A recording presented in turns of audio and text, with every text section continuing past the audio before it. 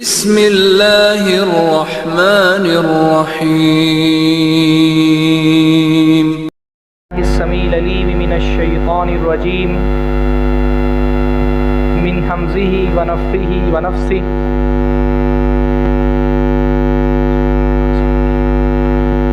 बिस्मिल्लाहिर्रहमानिर्रहीम। वला तक़रबुज़्ज़िना इन्नहु कान फ़ाहिशतन व साअ सबीला। सबसे पहले हर तरह की हम्द और सना, तारीफ़ व तौसीफ़, अज़मत व बुज़ुर्गी, एक मिनट में खुद ही सेट कर लेता हूँ, किब्रियाई और बड़ाई अल्लाह रब्बुल इज़्ज़त के लिए लायक और ज़ेबा है, जिसकी नेमतें बेशुमार हैं, जिसके एहसानात अनगिनत हैं। और अल्लाह ताला की इन बेशुमार नेमतों में से अल्लाह ताला की सबसे बड़ी नेमत ये है कि अल्लाह ने हमको मुसलमान बनाया, अपने दीन हक़ का पैरोकार बनाया, अपने प्यारे नबी मुहम्मदुर रसूलुल्लाह सल्लल्लाहु अलैहि वसल्लम का उम्मती बनाया। अल्लाह ताला ने हमको इस दुनिया में पैदा किया और हम इंसानों के साथ बहुत सारे जानदारों को भी अल्लाह ताला ने इस ज़मीन पर बसाया। हम इंसानों के अलावा अल्लाह ताला ने बेशुमार किस्म की मखलूक़ात का गहवारा इस ज़मीन को बनाया है। पर अल्लाह ताला ने हम इंसानों को बहुत मुख्तलिफ बनाया है, बहुत यूनिक बनाया है, बहुत ही स्पेशल बनाया है। अल्लाह ने हम इंसानों को बहुत सारी ऐसी खुसूसियात से नवाजा है जो खुसूसियात अल्लाह रब्बुल आलमीन ने दुनिया में किसी और जानदार को नहीं दी है। उन्हीं खुसूसियात में से, उन्हीं स्पेशल चीज़ों में से जो अल्लाह ताला ने सिर्फ़ इंसानों को बख्शी है, एक बड़ी इम्तियाज़ी खुसूसियत है हया। अल्लाह ने हया का जो शऊर हम इंसानों को दिया है वो दुनिया में किसी और मखलूक को नहीं दिया। शर्म और हया का एहसास जो अल्लाह ताला ने हमारी फितरत और नेचर में रखा है, दुनिया में बसने वाले किसी जानदार को इस तरह से हया का शऊर नहीं दिया गया। तो यही वजह है कि हम इंसान लिबास पहनते हैं, है कि नहीं? ये जो लिबास का शूर अल्लाह ताला ने हमको दिया है, ये दुनिया में किसी और जानदार को नहीं दिया गया। ये जो एहसास अल्लाह ताला ने हमारे अंदर रखा है कि हमारे जिस्म में कुछ हिस्से शर्मगाह हैं जिनको छुपाना चाहिए, ये एहसास अल्लाह ताला ने जानवरों में नहीं रखा ना भाई, इसीलिए जानवर हया महसूस नहीं करते। अल्लाह ने उनके अंदर उस तरह का लिबास का शूर अता नहीं फरमाया है कि फरमाया है तकरीर में 10 मिनट में अगर कोई सर हिलते हुए नहीं दिखे ना तो तकरीर निकलती नहीं अंदर से। तो 2-4 सर कम से कम दिखने चाहिए हिलते हुए। मुझे पता तो चलना चाहिए कि जो मैं बोल रहा हूँ आप तक पहुँच रहा है कि नहीं पहुँच रहा है ना? टेप रिकॉर्डर तो ख़तीब होता नहीं है कि आपने बटन दबाया और जो रिकॉर्ड था जल्दी जल्दी उसको सुना करके निकल लिए। तो मैं आम तौर पे उस तरह का ख़तीब हूँ नहीं। आपसे गुफ्तगू करनी है तो मुझे ये समझ में आएगा कि मैं जो बोल रहा हूँ वो आपके समझ में आ रहा है तो मैं समझा पाऊँगा। अच्छा उस्ताद और अच्छा ख़तीब वो होता है जो जिनको समझाना है उनको समझ रहा हो पहले। तो मुझे आपको रिसीव करना है तो आपको यहाँ पहले भेजना भी पड़ेगा। जब मैं रिसीव करूँगा कि आप लोग रिसीव कर रहे हैं तो मैं कुछ बोल पाऊँगा। तो ये जो बात मैंने कही वो समझ में आ रही है ना भाई? अल्लाह ताला ने हमको ये शऊर दिया है कि हमारे जिस्म के सारे हिस्से लोगों के सामने ज़ाहिर नहीं होने चाहिए। कुछ हिस्से हमारे जिस्म के हैं जिनको हम शर्मगाह कहते हैं, सत्र कहते हैं, और उनको छुपाते हैं और उनके खुल जाने पर शर्मिंदगी महसूस करते हैं। इवन इतने मॉडर्न ज़माने में भी इंसान बहरहाल लिबास पहनता है। न्यूडिटी अल्लाह रब्बुल आलमीन ने हमारी फितरत में नहीं रखी है, तो इंसान कितना भी मॉडर्न हो जाए, हत्ता कि बेहया से बेहया जो हीरोइंस होती हैं, मॉडल्स होती हैं, वो भी चाहे एक चिंदी भर का ही अपना कपड़ा पहनती हो, लेकिन कपड़ा पहनती है कुछ हिस्से बहरहाल वो भी जानती है कि जो आवाम में जाहिर नहीं करना चाहिए।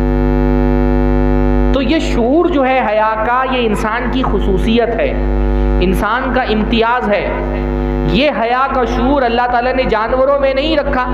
तो जानवर लिबास नहीं पहनते, जानवर अपना जिस्म नहीं छुपाते, अपने जिनसी अमल लोगों से नहीं छुपाते। गोया कि हया इंसान का शर्फ है, इंसान का इम्तियाज है, इंसान की खुसूसियत है, इंसान की फजीलत है, इंसान का मर्तबा हया से बढ़ता है। हया इंसान को जानवरों से मुमताज़ करती है, हया से इंसान जानवरों से अलग हो जाता है। जानवरों और इंसानों में सबसे बड़ा फर्क हया का है। इंसान बाहया मखलूक है, जानवर बेहया मखलूक है, उनके अंदर अल्लाह ने हया नहीं रखी है।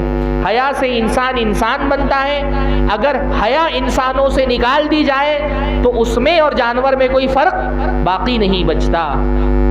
हया इंसान की फजीलत है, और जो इंसान का सबसे बड़ा दुश्मन है वो भला इंसान की किसी फजीलत को कबूल कैसे कर सकता है। इंसानों का सबसे बड़ा दुश्मन कौन है? शैतान। शैतान को इंसान की ये फजीलत गवारा नहीं है। शिर्क कराने के बाद शैतान का सबसे बड़ा मिशन है इंसान से उसकी हया छीन लेना, उसका लिबास छीन लेना, उसके कपड़े छीन लेना, उसको नंगा कर देना, उसको बेलिबास कर देना, उसको फहाशी और बेहयाई के दलदल में ढकेल देना, उसको ज़िनाकारी और बदकारी की खाई में डाल देना। ये शैतान का सबसे बड़ा मिशन है कि इंसान से उसका लिबास छीन करके उसको बेलिबास कर दिया जाए। और ये बात मैं ये नहीं कह रहा, ये बात अल्लाह ताला ने कुरान मजीद में फरमाई है। अल्लाह ने फरमाया, या बनी आदमा ला यफ्तिनन्नकुमुश शैतानु, ए आदम की औलाद, शैतान तुमको अपने फितने का शिकार ना कर ले, जैसे उसने तुम्हारे माँ और बाप को, आदम और हव्वा को अपने फितने के जाल में फंसाया था। क्यों फंसाया था? ताकि उनको जन्नत से निकाल दे। और दूसरा मकसद क्या बयान फरमाया? आयत पढ़िया फिजी, ला यफ्तनन्नकुम शैतानु कमा अखरजा अबवैकुमा मिनल जन्ना यनज़िउ अन्हुमा लिबासहुमा लियुरियहुमा सौआतिहिमा। उसका मकसद क्या था? आदम और हव्वा से उनका लिबास छीन लेना ताकि वो बरहना हो जाएं, उनकी शर्मगाहें एक दूसरे पर जाहिर हो जाएं। शैतान का बाकायदा ये मकसद था। वो ये चाहता था कि आदम और हव्वा को बेलिबास कर दिया जाए, और अपने मकसद में कामयाब भी हो गया। वो हजरत आदम और हव्वा को बहकाया और उनसे जन्नत का लिबास छीन लिया गया। अल्लाह ताला फरमाते हैं, फतफिका यख्सिफानी अलैहिमा मिन वर्क़िल जन्नह। लेकिन हया तो अल्लाह ताला ने उन दोनों की फितरत में रखी थी, उनके नेचर में रखी थी।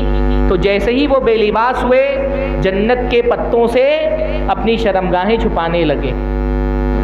पता ये चला कि हया किसी एवोल्यूशन के नतीजे में हमारी फितरत में पैदा नहीं हुई, बल्कि दुनिया का जो पहला इंसान था वो भी बाहया था। आजकल एक फ़लसफ़ा बहुत ज़ोरों पर है, मगरिबी ममालिक में इसका बड़ा प्रोपेगेंडा किया जाता है, न्यूडिटी का फ़लसफ़ा, न्यूडिज़्म। एक तो होता है नंगा पन्ना, एक फ़िक्र है जिसको कहा जाता है न्यूडिज़्म, नंगेपन का फ़लसफ़ा। उनका बुनियादी फ़लसफ़ा ये है कि इंसान तो नंगा पैदा होता है, तहज़ीब जबरन उसको लिबास पहनाती है, तो वो इस लिबास को तहज़ीब की ग़ुलामी मानते, और वो कहते हैं कि इंसान को अगर आज़ादी इख्तियार करनी है तो वो नंगा हो जाए, तब वो आज़ाद होगा। ऐसे लोगों को न्यूडिस्ट कहा जाता है। मैंने डिस्कवरी पे एक प्रोग्राम देखा था कि बाज़ ममालिक में इनकी बाकायदा कॉलोनीज़ होती हैं न्यूडिस्ट लोगों की। वहाँ वो अपनी कॉलोनी में रहते हैं, वहाँ कोई लिबास नहीं पहनता, मर्द औरत बच्चे कोई भी लिबास नहीं पहनता। हमारे यहाँ फिल्मों में भी इसको बहुत प्रमोट किया जा रहा है। बाद ऐसी फिल्में बनी जिसमें ये तसव्वुर देने की कोशिश की गई कि इंसान जब पैदा नंगा हुआ था तो उसको कपड़ा पहनने पर क्यों मजबूर किया जाता है। मगरिबी ममालिक में भी न्यूडिटी पर जो पाबंदी है वो इस वजह से नहीं है कि वो हया को कोई कद्र मानते हैं, वो सिर्फ इसलिए लोगों को नंगा रहने से मना करते हैं कि दूसरे लोगों को इससे तकलीफ़ होती है। अगर ये तकलीफ खत्म हो जाए तो उनके लिए नंगा होना कोई बुरी बात नहीं है। तो शैतान खुश होता है इस बात से कि इंसान नंगा हो जाए, बेलिबास हो जाए। उस कोशिश में लगा रहता है कि इंसान से उसकी हया छीन करके उसको बरहना कर दो। हालांकि हया तो अल्लाह ताला ने हज़रत आदम अलैहिस्सलाम ही की शख्सियत में रखी थी। ये ऐसा नहीं कि पहले इंसान नंगे रहते थे फिर उन्होंने कपड़ा ईजाद किया और पहनने लगे। इंसान जो पहला इंसान दुनिया में था वो भी लिबास पहनता था। अल्लाह ताला ने उसको भी लिबास का शूर दिया था, वो भी हया महसूस करता था। बल्कि देखिए आदम और हव्वा आपस में एक दूसरे की मियाँ बीवी थे ना, पर हया का इतना शूर था कि एक दूसरे के सामने में भी बरहना रहते हुए शर्माने लगे और फौरन क्या किया, जैसे ही लिबास छीना गया उन्होंने जन्नत का पत्ता उठा करके अपनी शर्मगाहें ढकना शुरू कर दी। उस दौर से ही शैतान हमारे पीछे लगा हुआ है, हमको बेलिबास करना चाहते हैं। अलग अलग तरह से कोशिशें करता है। कभी फलसफे के रास्ते से इंसान को नंगा करना चाहता है, कभी फैशन के रास्ते से इंसान को नंगा करना चाहता है, कभी मजहब के रास्ते से इंसान को नंगा करना चाहता है। और हर तरह से करता है वो। भाई नंगेपन का एक तस्वुर वो है जो बहुत सारे मज़ाहिब ने दिया है। हाँ, जैसे अल्लाह के नबी सल्लल्लाहु अलैहि वसल्लम के ज़माने में तवाफ़ करते हुए बहुत सारे लोग नंगे हो जाते थे, औरतें और मर्द नंगा तवाफ़ करते थे काबा का। हमारे हिंदुस्तान में भी आप लोग जानते हैं बहुत सारे मजहबी रहनुमा लिबास नहीं पहनते। कुछ मज़ाहिब ऐसे हैं आपने बाकायदा उनके वहाँ पर तस्वीर देखी होगी कि वो तस्वीर लगा के रहते हैं, बिल्कुल नंगे रहते हैं। बल्कि हमारे हिंदुस्तान में तो शर्मगाहों की इबादत भी कर दी जाती है। यहाँ हर चीज़ की पूजा होती है, यहाँ शर्मगाहों की भी पूजा हो जाती है। तो कभी मजहब के रास्ते से इंसान को नंगा करता है, कभी फलसफे के रास्ते से, कभी फैशन के रास्ते से। बहरहाल शैतान अपनी पूरी कोशिश में लगा हुआ है कि इंसान से हया छीन करके उसको जानवरों के दर्जे पे ले आए। क्योंकि हया और लिबास इंसान की फजीलत है, शैतान चाहता है वो छीन करके इंसानों को जानवर के दर्जे पे ले आए। हर दौर में वो अपनी इस कोशिश में लगा हुआ है। लेकिन जितना हमारे दौर में शैतान अपनी इस कोशिश में कामयाब है, किसी दौर में कामयाब नहीं रहा। भाई कुछ न कुछ बेहयाई पुराने माशरों में भी रही है, पर बेहयाई को कभी भी खूबी नहीं समझा गया। हर दौर में यह है कि बेहयाई बुरी चीज है, हया को हमेशा खूबी और कमाल समझा गया है। हमारे दौर में शैतान ने क्या किया है, बेहयाई को खूबी बना दिया है और हया को कमजोरी बना दिया है।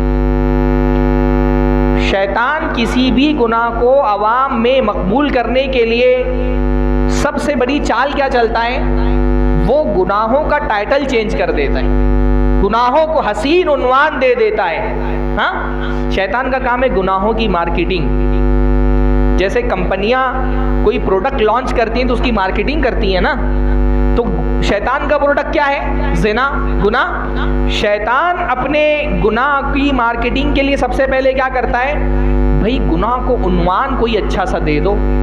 किसी भी गुनाह को अगर मकबूल बनाना हो तो शैतान का सबसे बड़ा फरेब क्या होता है, इसका नाम चेंज करो, इसको अच्छा सा नाम दे दो। तो उसने बेहयाई को नाम दे दिया फैशन। भाई बेहयाई को बेहयाई करके प्रमोट करेगा तो नहीं प्रमोट होगा ना। तो शैतान ने बेहयाई की पैकेजिंग की तो बेहयाई को टाइटल क्या दे दिया, फैशन। ऐसे ही करता है शैतान। ये आज से उसका हथकंडा नहीं है, ये हजरत आदम अलैहिस्सलाम के ज़माने से ही शैतान का गुनाह के मामले में सबसे बड़ा हथकंडा यही है, गुनाह को उन्वान अच्छा दो। देखो भाई, एक पेड़ था ना जिसके करीब जाने से हजरत आदम को रोका गया था। अब उसको हजरत आदम को बहकाना था, तो उस पेड़ को हजरत आदम अलैहिस्सलाम के दिल में उसकी मोहब्बत डालने के लिए शैतान ने सबसे पहले क्या किया, उसका नाम अच्छा सा दिया। कहा अला अदुल्लुकुम अला शजरतिल खुल्द, क्या मैं तुमको बताऊं शजरतुल खुल्द कहाँ है। शजरतुल खुल्द कितना प्यारा नाम है। हाँ, जो उलमा है वो महसूस कर रहे होंगे ना इसकी गहराई को। द ट्री ऑफ इटर्निटी, हमेशगी वाला पेड़, ऐसा पेड़ जिसको फल खाने के बाद आदमी हमेशा हमेशा जिंदा। नाम कितना अच्छा है, शजरतुल खुल्द। टाइटल, शैतान हमेशा क्या करता है, गुनाहों का टाइटल अच्छा कर देता है। मैं तुमको बताऊं शजरतुल खुल्द कहाँ है। हजरत आदम बहक गए। शैतान गुनाहों की मार्केटिंग ऐसे ही करता है, गुनाहों को अनुमान अच्छा है। उसने बेहयाई का नाम फैशन रख दिया है। हाँ, फैशन अब यानी औरत जितनी नंगी है उतनी फैशनेबल है। बेलिबासी का नाम उसने कॉन्फिडेंस और आज़ाद ख्याली रख दी है ना। कोई लड़की जितने कम लिबास में परफॉर्मेंस कर सके जदीद माशरे की नज़र में उतनी ही कॉन्फिडेंट है वो, खुद एतमादी उसका नाम दे दिया।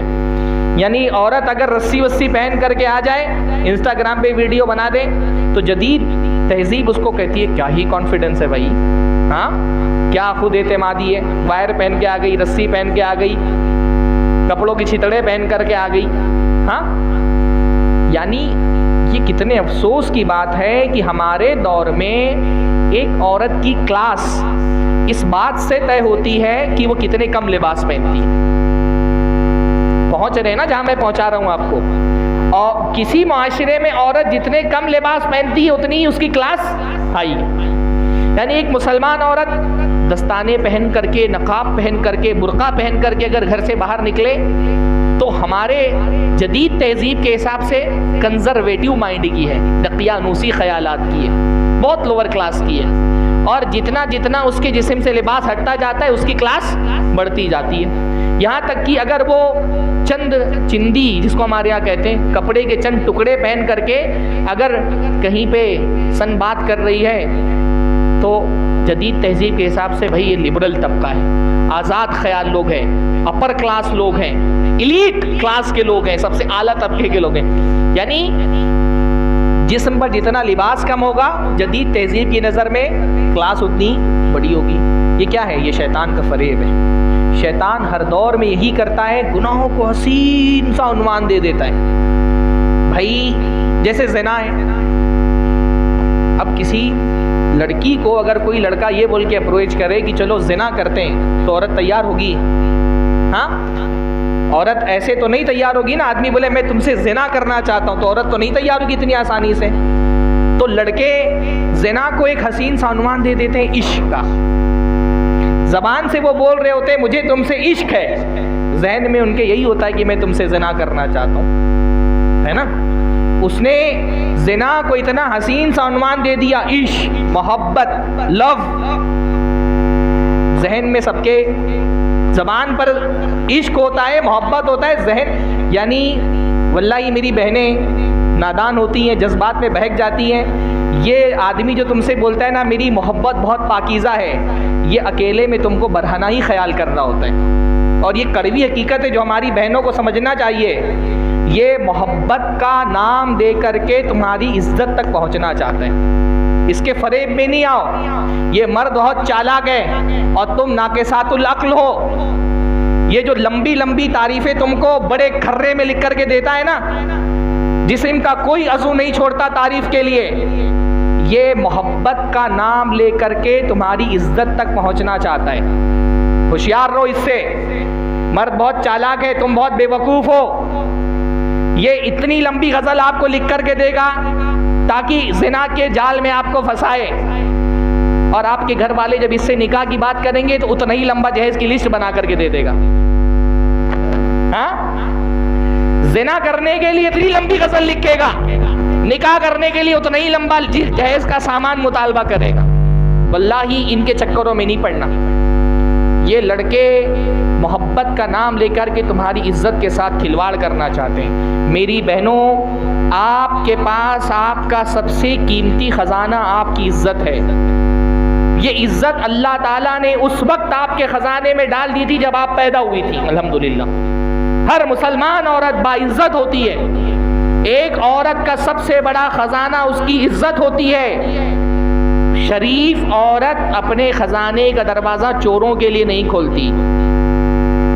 ये बैक डोर से आकर के चोर जो आपकी इज्जत तक पहुंचना चाह रहे हैं ना, शरीफ औरत इसके लिए अपने खजाने का दरवाजा नहीं खोलती।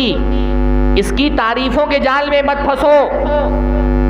तारीफ मर्द का वो जाल है जिससे सबसे आसानी से वो औरत को फंसा लेता है। दो चार तारीफें करता है। एक तो हमारे माशरे में सूरत हाल ये ना कि हम घर में बच्चियों को मोहब्बत नहीं देते, लड़कों को खूब अहमियत देते हैं। लड़कियां हमारी मोहब्बत की भूखी होती हैं। ऐसी मोहब्बत की भूखी और लड़कियों को ये चालाक मर्द मोहब्बत के दो मीठे बोल बोल करके आसानी से फंसा लेते हैं। इसलिए जो माँ बाप हैं उनको खुसूसी तौर पे मैं ताकीद कर रहा हूँ, घर में बच्चियों को मोहब्बत दो। बेटी और बेटों में डिस्क्रिमिनेशन मत करो। अल्लाह के नबी सल्लल्लाहु अलैहि वसल्लम के पास एक सहाबी बैठे हुए थे, बेटा आया तो उसको गोद में बिठा लिया और बेटी आई तो उसको बगल में बिठा दिया। अल्लाह के नबी सल्लल्लाहु अलैहि वसल्लम ने फरमाया, हल्ला अदलता बैनहुमा, इन दोनों के दरमियान तुमने अदल क्यों नहीं किया? बेटे को गोद में बिठाया तो बेटी को भी गोद में बिठाना चाहिए था। पर हमारे घर का मामला यह है कि अगर गोश्त का सालन थोड़ा सा रखा है और दाल चावल रखा है तो बेटे को गोश्त देंगे, लड़की को दाल चावल पे तरखा देंगे। घर में जब बच्चियों को मोहब्बत नहीं मिलती, वो बेचारी मोहब्बत की भूखी, बाहर का कोई लड़का मोहब्बत के दो बोल दाने के तौर पे डालता है और अपनी शहावत के जाल में उसको फंसा लेता है। घर में बच्चियों को मोहब्बत दो। और हमारी बहनों से मैं कहूँगा, भाई इज्जत तुम्हारा खजाना है, खजाने के दरवाजे चोरों के लिए नहीं खोले जाते। जिसको तुमसे सच्ची मोहब्बत होगी वो बैकडोर से आकर के तुमको लव लेटर नहीं लिखेगा, वो अकेले में तन्हाई में आकर के व्हाट्सएप पर, फेसबुक पर, मैसेंजर पर तुमको मैसेजेस नहीं करेगा। जिसको तुमसे सच्ची मोहब्बत होगी सामने वाले दरवाजे से आएगा। तुम्हारा बाप तुम्हारा दरबान है, तुम शहजादी हो। अल्लाह ताला ने लड़कियों को शहजादी की तरह घर में बिठा दिया है अपने सिंहासन पर। जिस लड़की से शादी करनी होगी लड़के को, डायरेक्ट उस लड़की को अप्रोच नहीं कर सकता, उसके बाप के पास जाएगा। उसका बाप उसका दरबान है, उसका भाई उसका दरबान है, उसका वली उसका दरबान है। जिसको तुमसे निकाह करना रहेगा तुम्हारे बाप से बात करेगा कि मैं आपकी बेटी से निकाह करना चाहता हूँ, तुम्हारे भाई से बात करेगा कि मैं आपकी बहन से निकाह करना चाहता हूँ। मुसलमान औरत, शरीफ औरत अपनी इज्जत का दरवाज़ा अपने शौहर के लिए खोलती है। उसकी ज़िंदगी में आने वाला पहला मर्द कोई चोर नहीं होता, उसका शौहर होता है। ये शरीफ औरत की अलामत है। लड़कों के झांसे में मत आइए, हाँ, चाहे वो बाजी बोल करके ही मैसेज क्यों ना करे, हाँ, चाहे वो इस्लामी मैसेजेस ही क्यों ना करे, भाई दरवाजे तो ऐसे ही खुलते हैं। दीनदार लड़कियों को शैतान दीन के रास्ते से बहकाता है कि भाई लड़के ने व्हाट्सअप किया, अस्सलाम वालेकुम व रहमतुल्लाहि व बरकातुहू, पूरे मखरज के साथ, हाँ। अब लड़की सोचती है, अरे भाई सलाम किया है, जवाब नहीं देंगे तो बहुत रूडनेस हो जाएगा, सख्ती हो जाएगी। वल्लाही शरीफ औरतों की अलामत ये होती है कि वो रूड होते हैं और मर्दों से। नजरअंदाज कीजिए ऐसे लोगों को। सलाम ही से तो सारा आगाज होता है, हाँ। वो जो एक अरबी का शायर है ना, सलामुन कैसे है, नजरतुन फब्तिसामतुन फसलामुन फकलामुन फमौइदुन फलिकाउन। नजरें मिलती हैं, फब्तिसामतुन मुस्कुराहटों का तबादला होता है, फसलामुन फिर सलाम होता है, फकलामुन फिर कलाम होता है, फमौइदुन फिर वादे होते हैं, फलिकाउन फिर डेट पे लेके जाते हैं, हाँ। तो अब शैतान को ज़िना आम करना है तो भाई जाहिर सी बात है ज़िना को ज़िना के नाम पे थोड़ी आम करेगा। उसने ज़िना को हसीन सा उन्वान दे दिया, इश्क, मोहब्बत, लव। उसको ज़िना आम करना है तो भाई ज़िना को ज़िना करके नहीं बुलाएगा। उसने ज़िना को एक हसीन सा उन्वान दे दिया, फ्रेंडशिप, हाँ, फ्रेंडशिप। लड़का लड़की में कौन सी फ्रेंडशिप होती है भाई, हाँ। उसको ज़िना को आम करना है तो उसने ज़िना को एक हसीन सा अनुमान दे दा, live in relation, live in relation, हाँ। साथ में रह रहे, ना मियाँ है ना बीवी है, आपस में लिव इन है।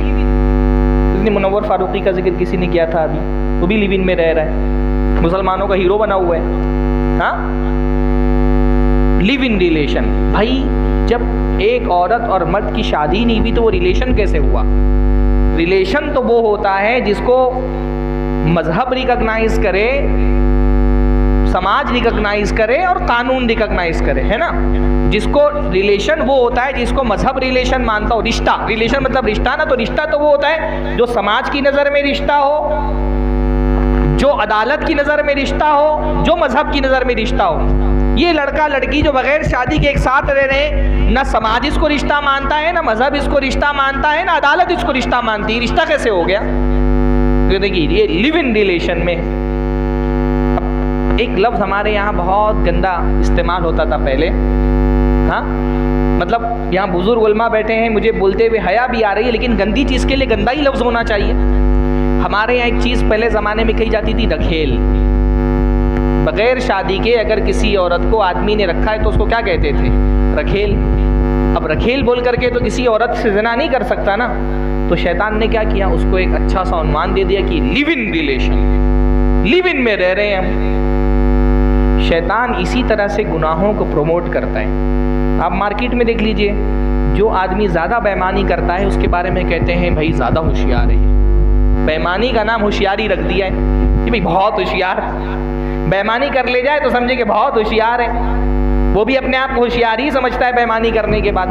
तो शैतान यही करता है, और उसने अपनी पूरी ताकत कुव्वत झोंक दी है इंसान में ज़िना, फहाशी, बेहयाई आम करने के लिए। हर कोशिश उसने लगा दी है अपनी, और जितना आज के दौर में वो इसमें कामयाब है, किसी दौर में भी कामयाब नहीं रहा। जिस किस्म की बेहयाई और बदकारी के दौर से, भाई अल्लाह के नबी के ज़माने में भी ज़िना करते थे लोग, पर ज़िना कोई खूबी नहीं थी। जो अपनी नस्ब को पाक रख सकते थे, जो इफ़्फ़त और पाक दामनी के साथ ज़िंदगी गुजारते थे, वो फ़ख्र करते थे अपनी इफ़्फ़त और पाक दामनी पर। अल्लाह के नबी सल्लल्लाहु अलैहि वसल्लम के वालिद से बहुत सारे अशार मनकूल है जिसमें उन्होंने अपनी पाक दामनी की तारीफ़ की है। इंसान अपनी पाक दामनी पर फ़ख्र करता था। बेहयाई थी, बदकारी थी, पर इतनी आम नहीं थी कि उस पर कोई फ़ख्र किया जाए। आज के दौर में तो भाई मुसलमान लड़की मुस्लिम इलाके में अपने बॉयफ्रेंड के साथ वीडियो बना करके इंस्टाग्राम पे डाल रही है, वो भी बाकायदा हिजाब में, बॉयफ्रेंड है साथ में, उसको डाल रही इंस्टाग्राम पर। नीचे हमारे लड़के जाके माशाल्लाह भी लिखते हैं, हाँ नीचे जाके हमारे लड़के जो जिस पे नजर पड़ जाए तो नौज़ुबिल्लाह पढ़ना चाहिए, उस पे हमारे लड़के जाके माशाल्लाह लिख रहे हैं। बुजुर्गों को बात ज्यादा शायद समझ में नहीं आ रही होगी, लड़के अच्छे से कैच कर रहे हैं, हरकतें इन्हीं की होती है ना सारी। हाँ क्या सूरत हाल बन गई है। कभी ज़िना कभी भी फ़ख्र की बात नहीं थी भाई। अल्लाह के नबी के ज़माने में आमतौर पे बदकारियाँ लौंडियाँ करती थी, इसलिए कुरान मजीद में लौंडियों के बारे में अल्लाह ने फरमाया वला तुकरिहु फतयातिकुम अलल बगा, अपनी लौंडियों को ज़िना पर मजबूर मत करो। हज़रत हिंद अबू सुफियान की बीवी जब अल्लाह के नबी सल्लल्लाहु अलैहि वसल्लम के पास आई और अल्लाह के नबी सल्लल्लाहु अलैहि वसल्लम से बैअत ली, तो अल्लाह के नबी औरतों से बैअत लेते हुए एक वादा ये लेते थे वला यज़नीन, कि वो ज़िना नहीं करेंगी। तो अल्लाह के नबी ने भी कहा वादा करोगे ज़िना नहीं करोगी? उन्होंने फ़ौरन कहा अतज़निल हुर्रा, क्या कोई आज़ाद औरत भी ज़िना कर सकती है? आज़ाद औरतें ज़िना नहीं करती थी, आमतौर पे ज़िना लौंडियाँ किया करती थी, उनसे कराया जाता था, मजबूर किया जाता था उनको। तो ज़िना किसी भी दौर में, बेहयाई बेलिबासी किसी भी दौर में काबिले तारीफ़ चीज़ नहीं थी, उसको हमेशा शर्म की निगाह से देखा जाता था। हमारे दौर में ज़िना काबिले तारीफ़ चीज़ बन गई है। बड़े बड़े सेलिब्रिटीज, शादी हो रही है 3 महीने के बाद बच्चा हो जा रहा है, कोई फ़र्क नहीं पड़ रहा। शादी होने से पहले प्रेग्नेंट हो जा रहे हैं, कोई फ़र्क नहीं पड़ रहा है। ज़िना को एक कमाल की बात शैतान ने बना दी है। पूरा मीडिया अपना शैतान ने झोंक दिया इस ज़िना को प्रमोट करने के लिए। आज के दौर में ज़िना एक प्रोडक्ट है और पूरा शैतानी मीडिया, चाहे वो सोशल मीडिया हो या इलेक्ट्रॉनिक मीडिया हो या प्रिंट मीडिया हो, ज़िना को प्रमोट कर रहे हैं। मोबाइल पे ज़िना बिक रहा है, होर्डिंग्स पे ज़िना बिक रहा है, मैगजीन्स में ज़िना बिक रहा है, इंटरनेट पे ज़िना बिक रहा है, फिल्मों में ज़िना बिक रहा है, वेब सीरीज़ में ज़िना बिक रहा है। हर जगह मर्द की शहवतों को भड़काने का इंतज़ाम कर दिया गया है। इस किस्म की फहाशी के दलदल में समाज को डाल दिया गया है कि शरीफ से शरीफ आदमी अपनी निगाहों की हिफाजत नहीं कर सकता। हर जगह मानिए आप यूट्यूब पर किसी आलिम की तकरीर सुनने के लिए वीडियो खोलते हैं, ऐड में ज़िना आ जा रहा है, हाँ फहाशी आ जा रही है, रिकमेंडेशन में मुख्तलिफ़ किस्म की वीडियोज़ आ जाते हैं। यानी जैसे हर चीज़ 1 क्लिक अवे है ना, 1 क्लिक की दूरी पर। शैतान ने ज़िना को इतना आसान कर दिया कि ज़िना भी 1 क्लिक अवे हो गया, 1 क्लिक की दूरी पर है। शैतान बाकायदा अपना पूरा प्रोपेगेंडा कर रहा है जिना को, फहाशी को आम करने के लिए, मर्द की शहवतों को भड़का करके उसको जानवर बनाने के लिए, और हलाल के रास्ते तंग कर देना है। मर्द की शहावत को भड़काया जा रहा है, हलाल के रास्ते तंग कर दिए गए हैं, लाजिमन उसका नतीजा क्या निकलता है? आदमी हराम की तरफ जाता है। हमारा मुल्क रेपिस्ट लोगों का, बलात्कारियों की, मतलब दिल्ली जैसे शहर को बलात्कारियों की राजधानी कहा जा रहा है। कितने रेप के केसेस होते हैं? हाँ, दिल्ली जैसे शहर को कहा जा रहा है कि ये बलात्कारियों की राजधानी है, रेपिस्ट लोगों की। ये रेपिस्ट कहाँ से आ रहे हैं माशरे के अंदर? ये हमारा मीडिया पैदा कर रहे हैं, ये हमारी टीवी चैनल्स रेपिस्ट लोगों के प्रोडक्शन हाउस बने हुए हैं, ये हमारी फिल्में, हमारे मोबाइल्स, इंटरनेट, ये बलात्कारियों का प्रोडक्शन हाउस है। यहाँ से बलात्कारी पैदा हो रहे हैं, ये बलात्कारी बना रहे हैं। ये टीवी, ये फिल्में, ये वेब सीरीज, ये मर्दों को रेपिस्ट बना रही हैं, बलात्कारी बना रहे हैं। ये मर्दों की शहावत को उभार करके उनको जिनसी जराइम के रास्ते पर ले जा रहे हैं। फिर कहीं कोई रेपिस्ट होता है, कोई दिल्ली या मुंबई में कोई रेप का वाकया होता है, लोगों के जज्बात भड़क उठते हैं। बाज़ हलकों से इस तरह की सदाएं आती हैं कि भाई हिंदुस्तान से रेप को ख़त्म करना है तो हिंदुस्तान में भी रेपिस्ट को वही सज़ा देनी चाहिए जो इस्लाम ने दी है। हैंग द रेपिस्ट, रेप करने वाले बलात्कारी को फांसी की सज़ा दो, उसका सर कलम कर दो। बल्कि बाज़ मर्तबा जो हार्डकोर हिंदुत्ववादी लोग हैं वो भी कहते हैं हाँ कि भाई इस्लाम में जो सज़ा ज़ानी की है वही सज़ा हिंदुस्तान में भी ज़ानियों को देनी चाहिए। हमको बहुत खुशी भी होती है कि लोग इस्लाम की कवायद को, इस्लाम के कवानीन की अहमियत को मान रहे हैं। पर मेरे भाई, मुआशरे से फहाशी को ख़त्म करने के लिए इस्लाम ने महज एक कानून नहीं बनाया। लोगों के जहन में ये बात है कि इस्लाम ने फहाशी का इलाज सज़ाओं में रखा है। ठीक है, इस्लाम ने ज़िना की सज़ा रखी है, पर इस्लाम ने सिर्फ सज़ा के ज़ोर पर मुआशरे को फहाशी से बचाया नहीं है। किसी भी इंसानी मुआशरे को अगर जराइम से बचाना हो तो सिर्फ कानून बना करके नहीं बचाया जा सकता। कितना भी सख्त कानून आप बना लें, सिर्फ कानून बना करके मुआशरे को बेहयाई से महफूज नहीं रखा जा सकता। इस्लाम ने बुनियादी तौर पे 3 काम किए हैं। मुआशरे को बेहयाई से बचाने के लिए इस्लाम ने 3 काम किए हैं। पहले ज़हन बनाया, फिर निज़ाम बनाया, फिर कानून बनाया। अच्छे से समझ लें, आज की तकरीर इंशाअल्लाह इसी का खुलासा है। पहले ज़हन बनाया, फिर निज़ाम बनाया, फिर कानून बनाया।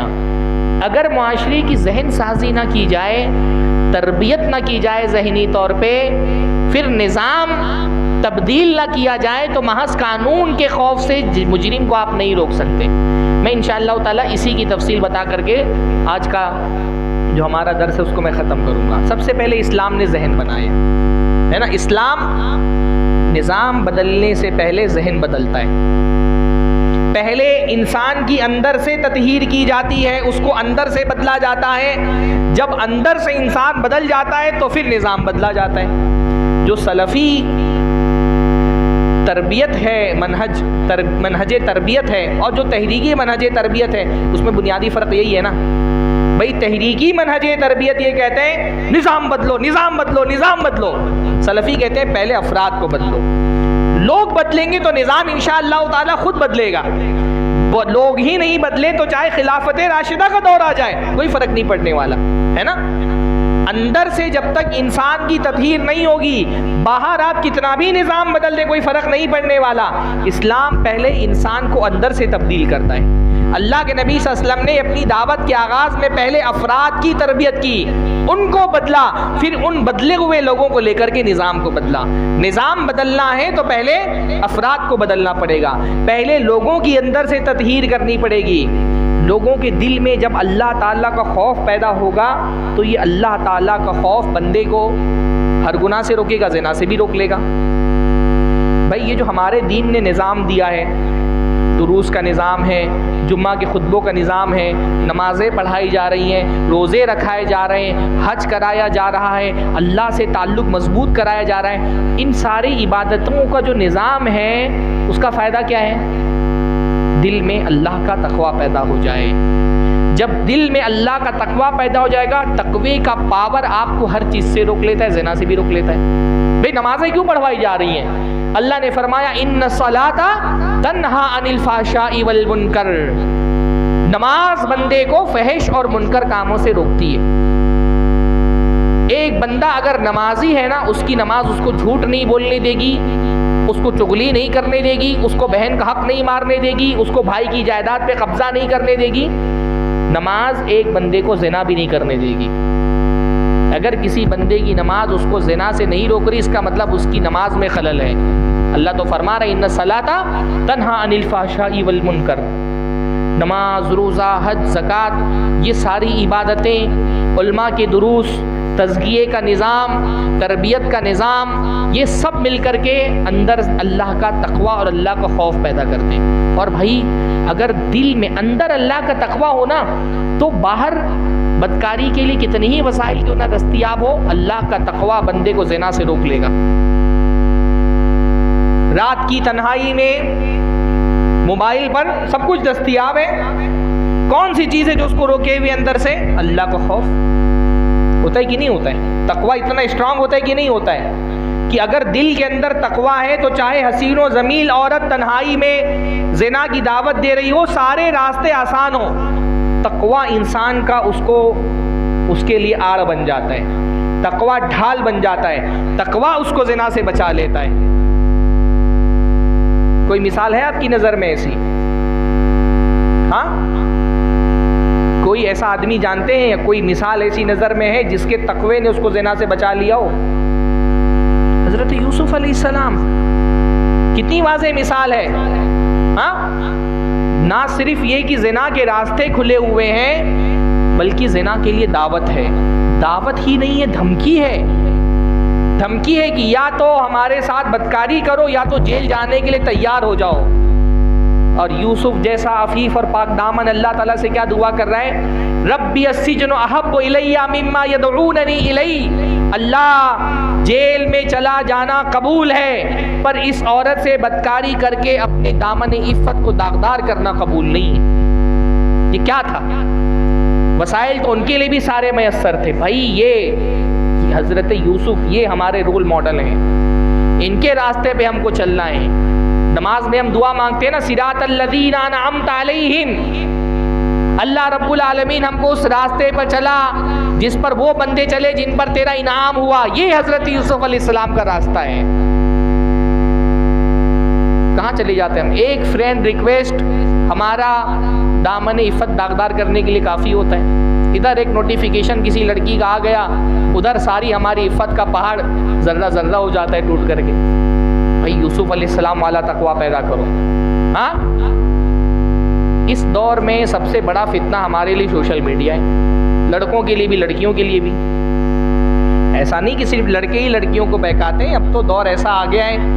पहले दौर ये होता था कि शरीफ घराने के लोग इस बात के लिए फ़िक्रमंद होते थे कि अपनी बच्चियों की हिफाजत कैसे करें। अब शरीफ घर के लोगों को ये टेंशन ज़्यादा बड़ा है कि अपने बच्चों की हिफाजत कैसे करें। यानी जहेज़ की सूरत हाल का एक नुकसान ये हुआ है कि बाज़ माँ बाप अपनी बच्चियों को छोड़ देते हैं, भाई जाओ फंसा के कर लो, क्योंकि अरेंज मैरिज करने का खर्चा बर्दाश्त नहीं कर पाते हैं, छोड़ देते हैं। शहरों में तो ख़ास तौर पे ये हो रहा है। अभी अरेंज मैरिज करने जाएंगे तो लड़की देखने ही वाले आते हैं तो 50-60 हज़ार खर्चा हो जा रहा है। यानी अरेंज मैरिज हो रही है 10 लाख में, और लव मैरिज 100 रुपये के स्टैम्प पेपर पे हो जाती है। तो बहुत सारे माँ बाप, उनको भी यही लगता है यार लड़की किसी को फंसा के खुद कर लेगी तो हमारा खर्चा बच जाएगा। घरों में आवारा लड़कियों को छोड़ दिया है, जाओ लड़कियां खुद रिश्ते तलाश कर रही हैं। ये जो इर्तिदाद के इतने सारे केसेस आ रहे हैं, उसके पीछे एक सबब ये भी है, लड़कियां खुद ढूंढ रही है रिश्ता।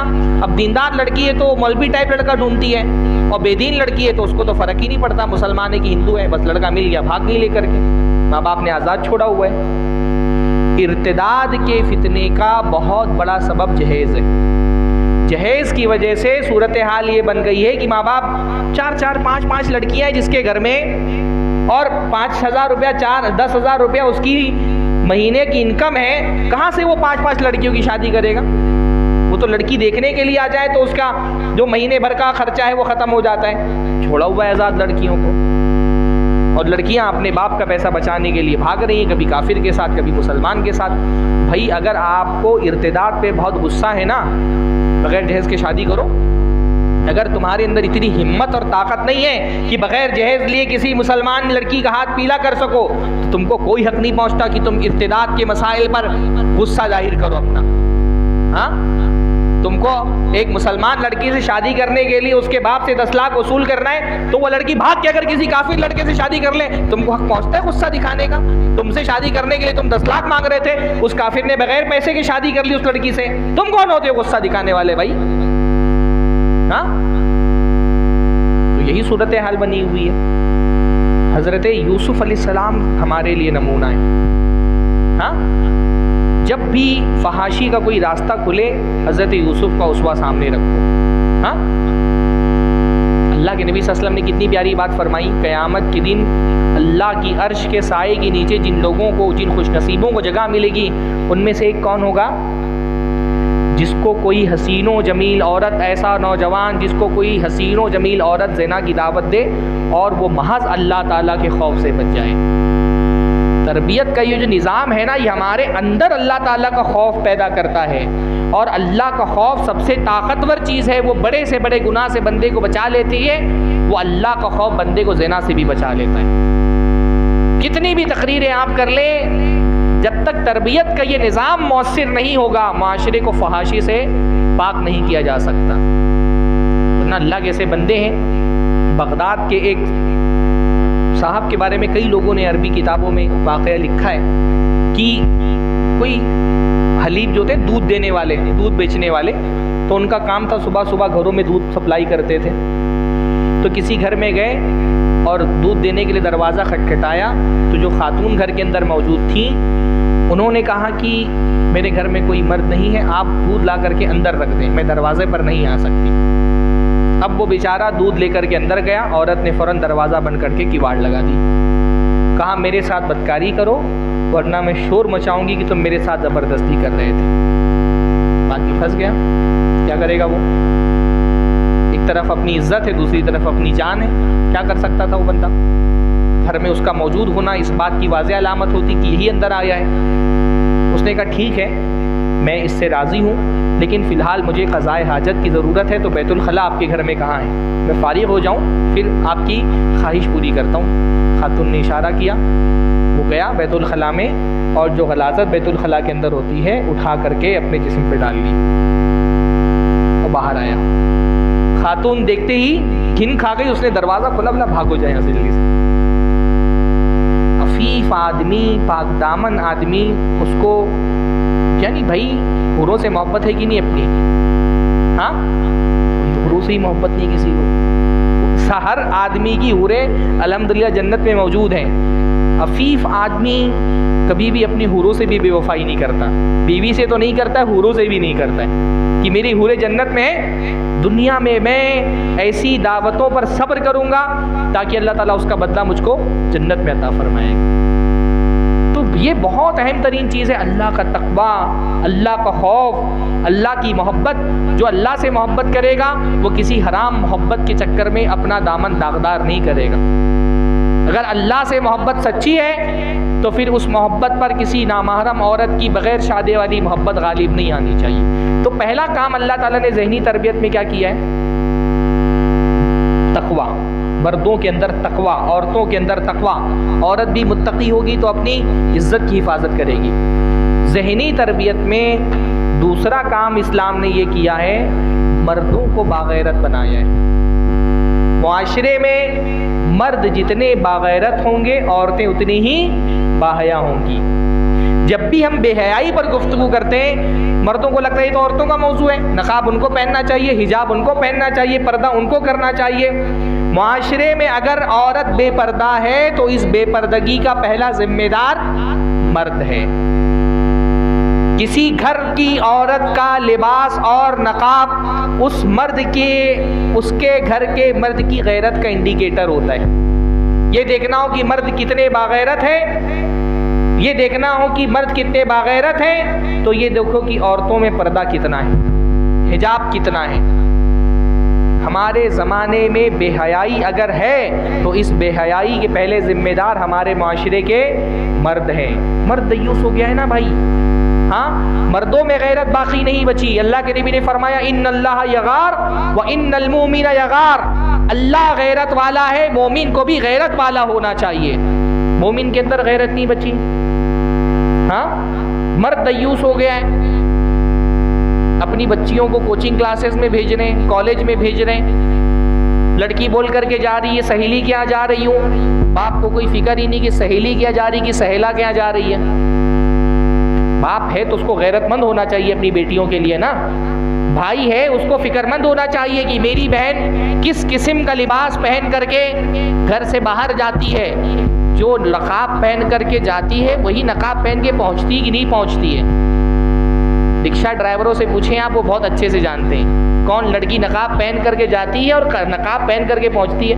मैं तो शहरों में देखता हूँ, मुंबई में फर्स्ट क्लास का जो डब्बा होता है ना, उसमें आधा जो है वो मर्दों का होता है और एक हिस्सा औरतों का होता है। बकसरत ये इस तरह का मुशाहिदा होता है, मुमरा से कोई लड़की निकली नकाब पहन करके, जैसे ही ट्रेन में बैठी नकाब उतर गया। रिक्शे वालों से आप पूछिए, वो बहुत अच्छे से देखते हैं चीज़ें। बाप अगर बागैरत है वो निगरानी करेगा अपनी बेटी की। पुराने दौर में हमारे यहाँ कहा जाता था लड़कियों को सोने का निगाला खिलाओ और उन पे दुश्मन की निगाह रखो। हाँ, लड़कियों की तरबियत में कोई कमी नहीं होनी चाहिए, उन पर कोई शक मत करिए, तरबियत उनकी करिए, खिलाने पिलाने मोहब्बत में कोई कमी मत करिए, पर उन पर ऐसा भरोसा मत कीजिए कि आपका भरोसा उनके लिए फितना बन जाए। समझ रहे हैं जो बाप हजरात हैं आप वालिदैन, लड़कियों पे भरोसा कीजिए पर ऐसा भरोसा मत कीजिए कि आपका भरोसा उनके लिए फितना बन जाए। आप इतनी आज़ादी दे दें कि उस आज़ादी के लिए वो फितने का शिकार हो जाए। आपकी बच्ची है, उसकी निगरानी करना आपकी जिम्मेदारी है।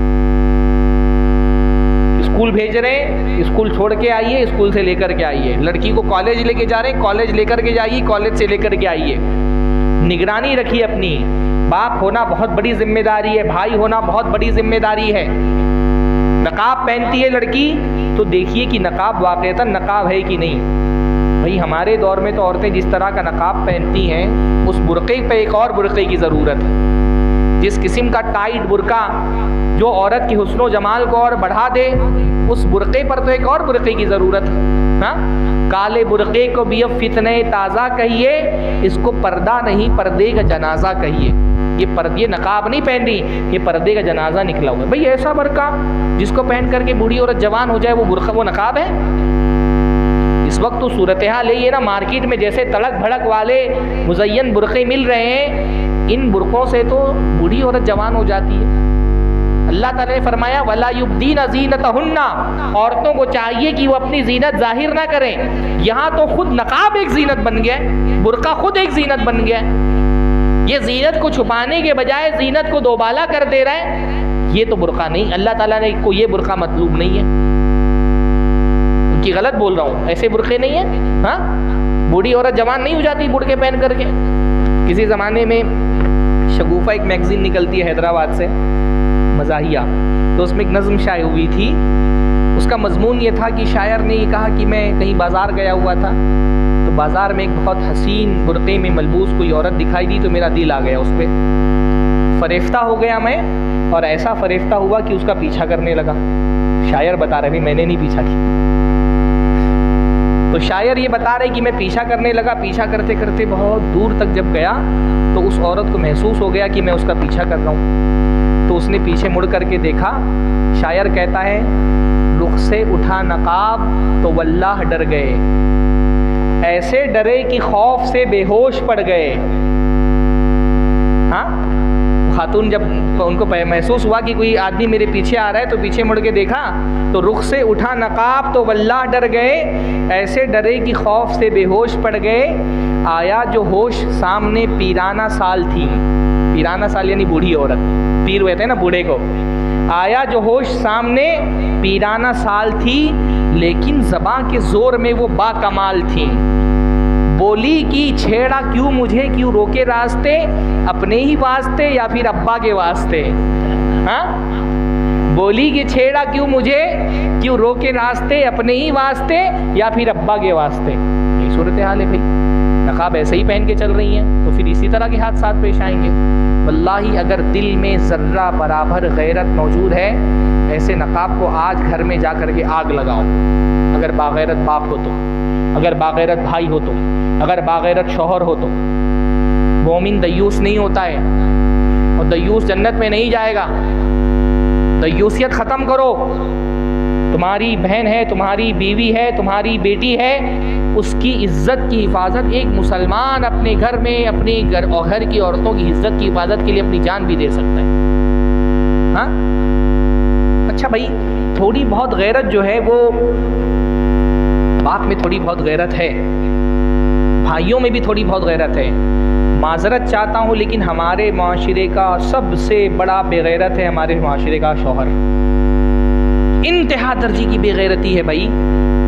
यानी जैसी दयूसियत हमारे माशरे में शौहरों में पाई जाती है, किसी और तबके में नहीं पाई जाती। ये तो बाकायदा अब शादी के पहले दिन ही कुर्सी पे बैठा हुआ है सज धज के, बगल में अपनी दुल्हन को सजा धजा करके खूब अच्छे से हज़ारों का मेकअप करा करके बिठा दिया है। कोई सेग्रीगेशन नहीं है, कोई पाबंदी नहीं है।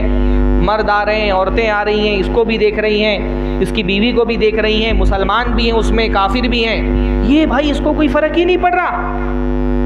इसकी सजी धजी औरत को गैर मर्द देख रहे हैं, इसको फ़र्क ही नहीं पड़ रहा। मोमिन ऐसा बेगैरत नहीं हो सकता।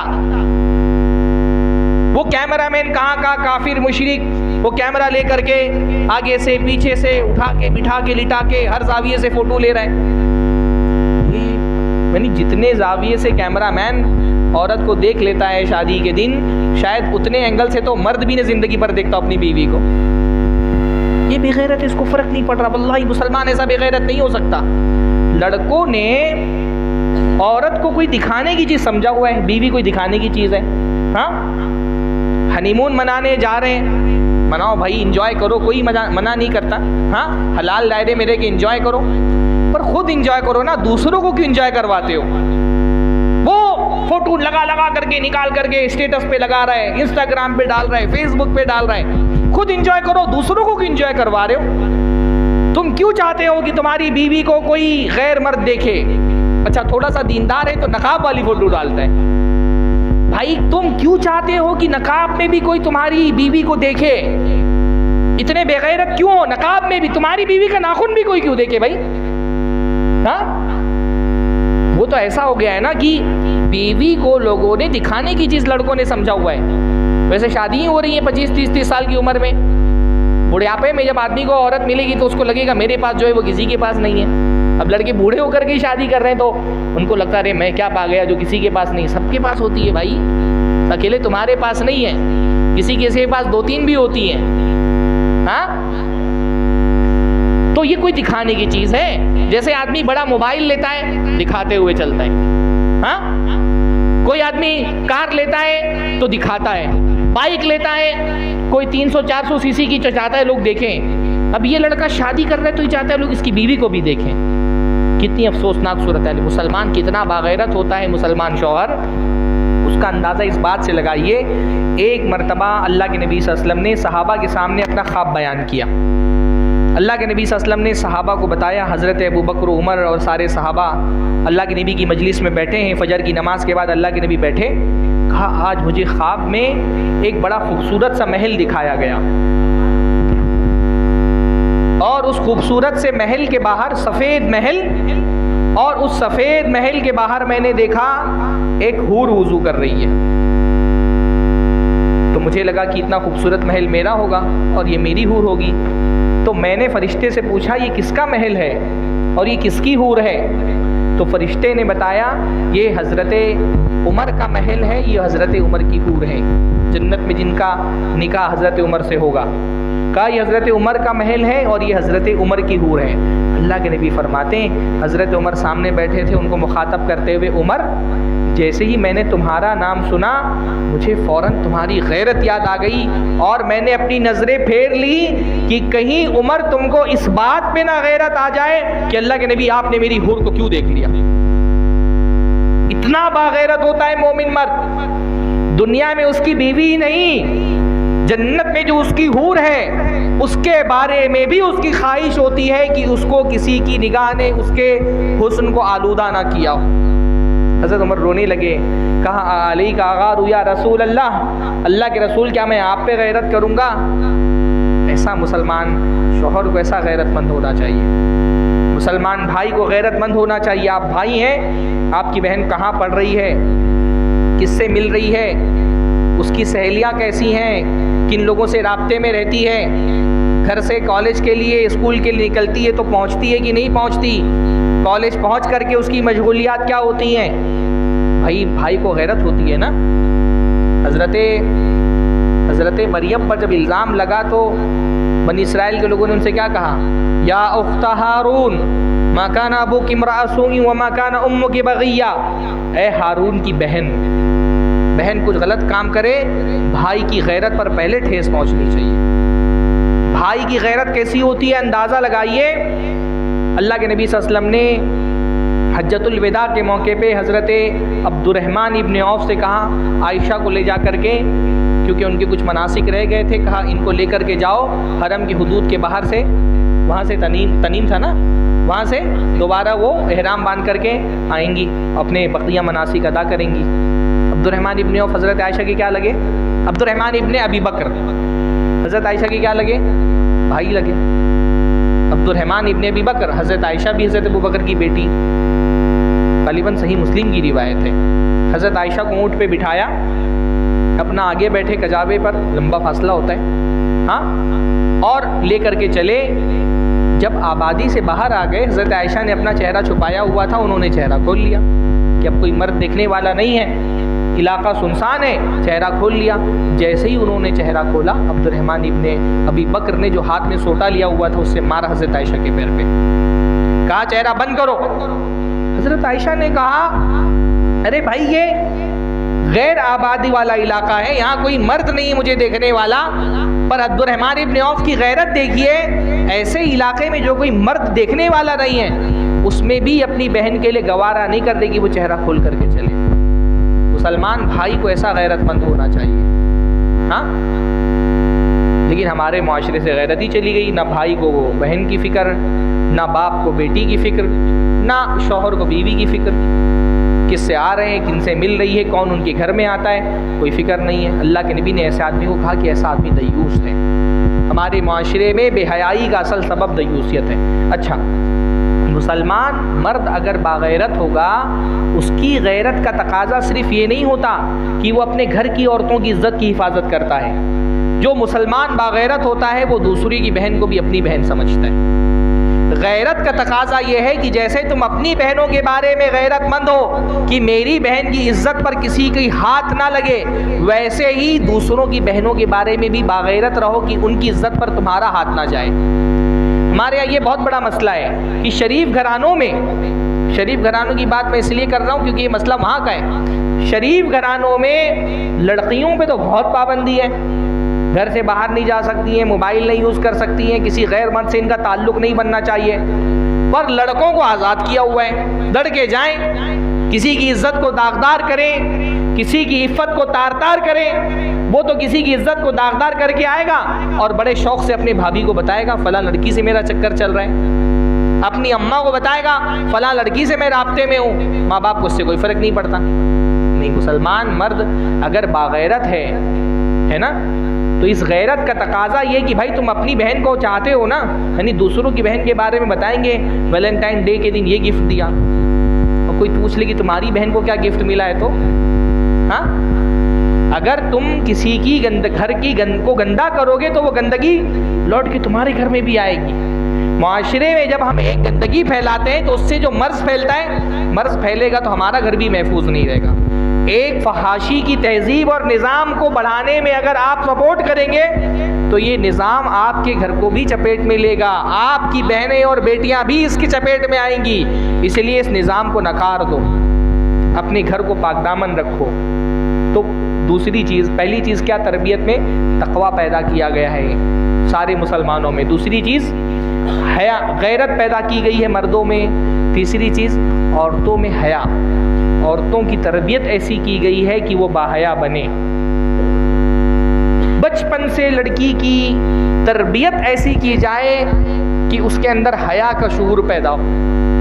मुसलमान औरत बहुत बाहया होती है, यानी आप मुसलमान औरत की हया का अंदाज़ा लगाइए। एक मरतबा हज़रत फ़ातिमा रज़ी अल्लाह ताला अन्हा ने हज़रत अस्मा बिनत अबी बकर से कहा, पानी दीजिएगा मुझको ज़रा, अन्नी शिकाब क्यों दे रहे हैं?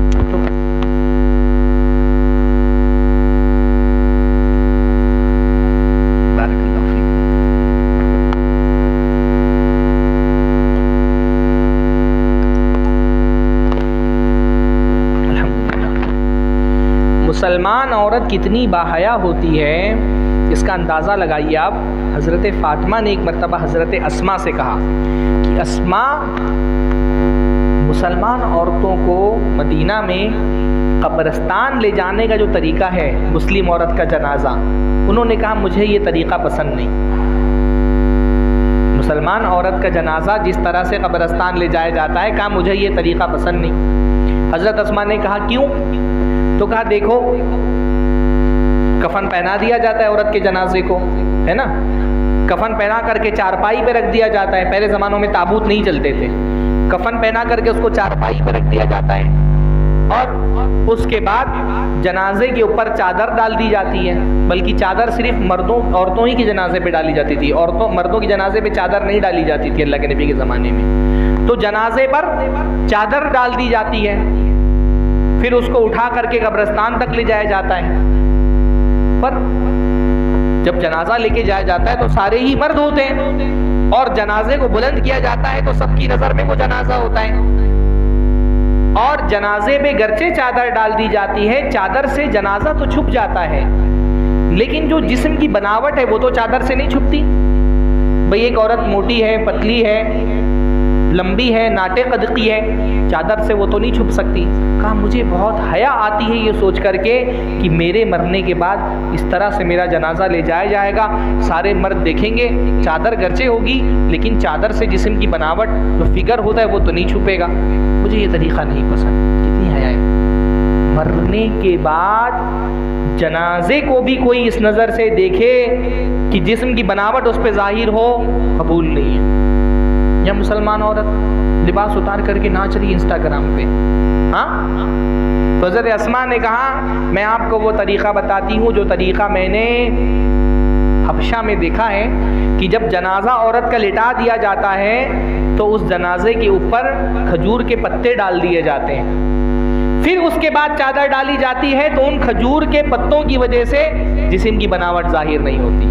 तो हज़रत फ़ातिमा ने वसीयत की थी हज़रत अस्मा को कि अस्मा मेरा जनाजा तुम तैयार करना, इसी तरीक़े पे तैयार करना। ये मुसलमान औरत की हया होती है। जब हज़रत फ़ातिमा की वफ़ात हुई, हज़रत आयशा तजहीज़ व तकफ़ीन में शामिल होना चाहा हज़रत आयशा ने, तो हज़रत अस्मा ने मना कर दिया।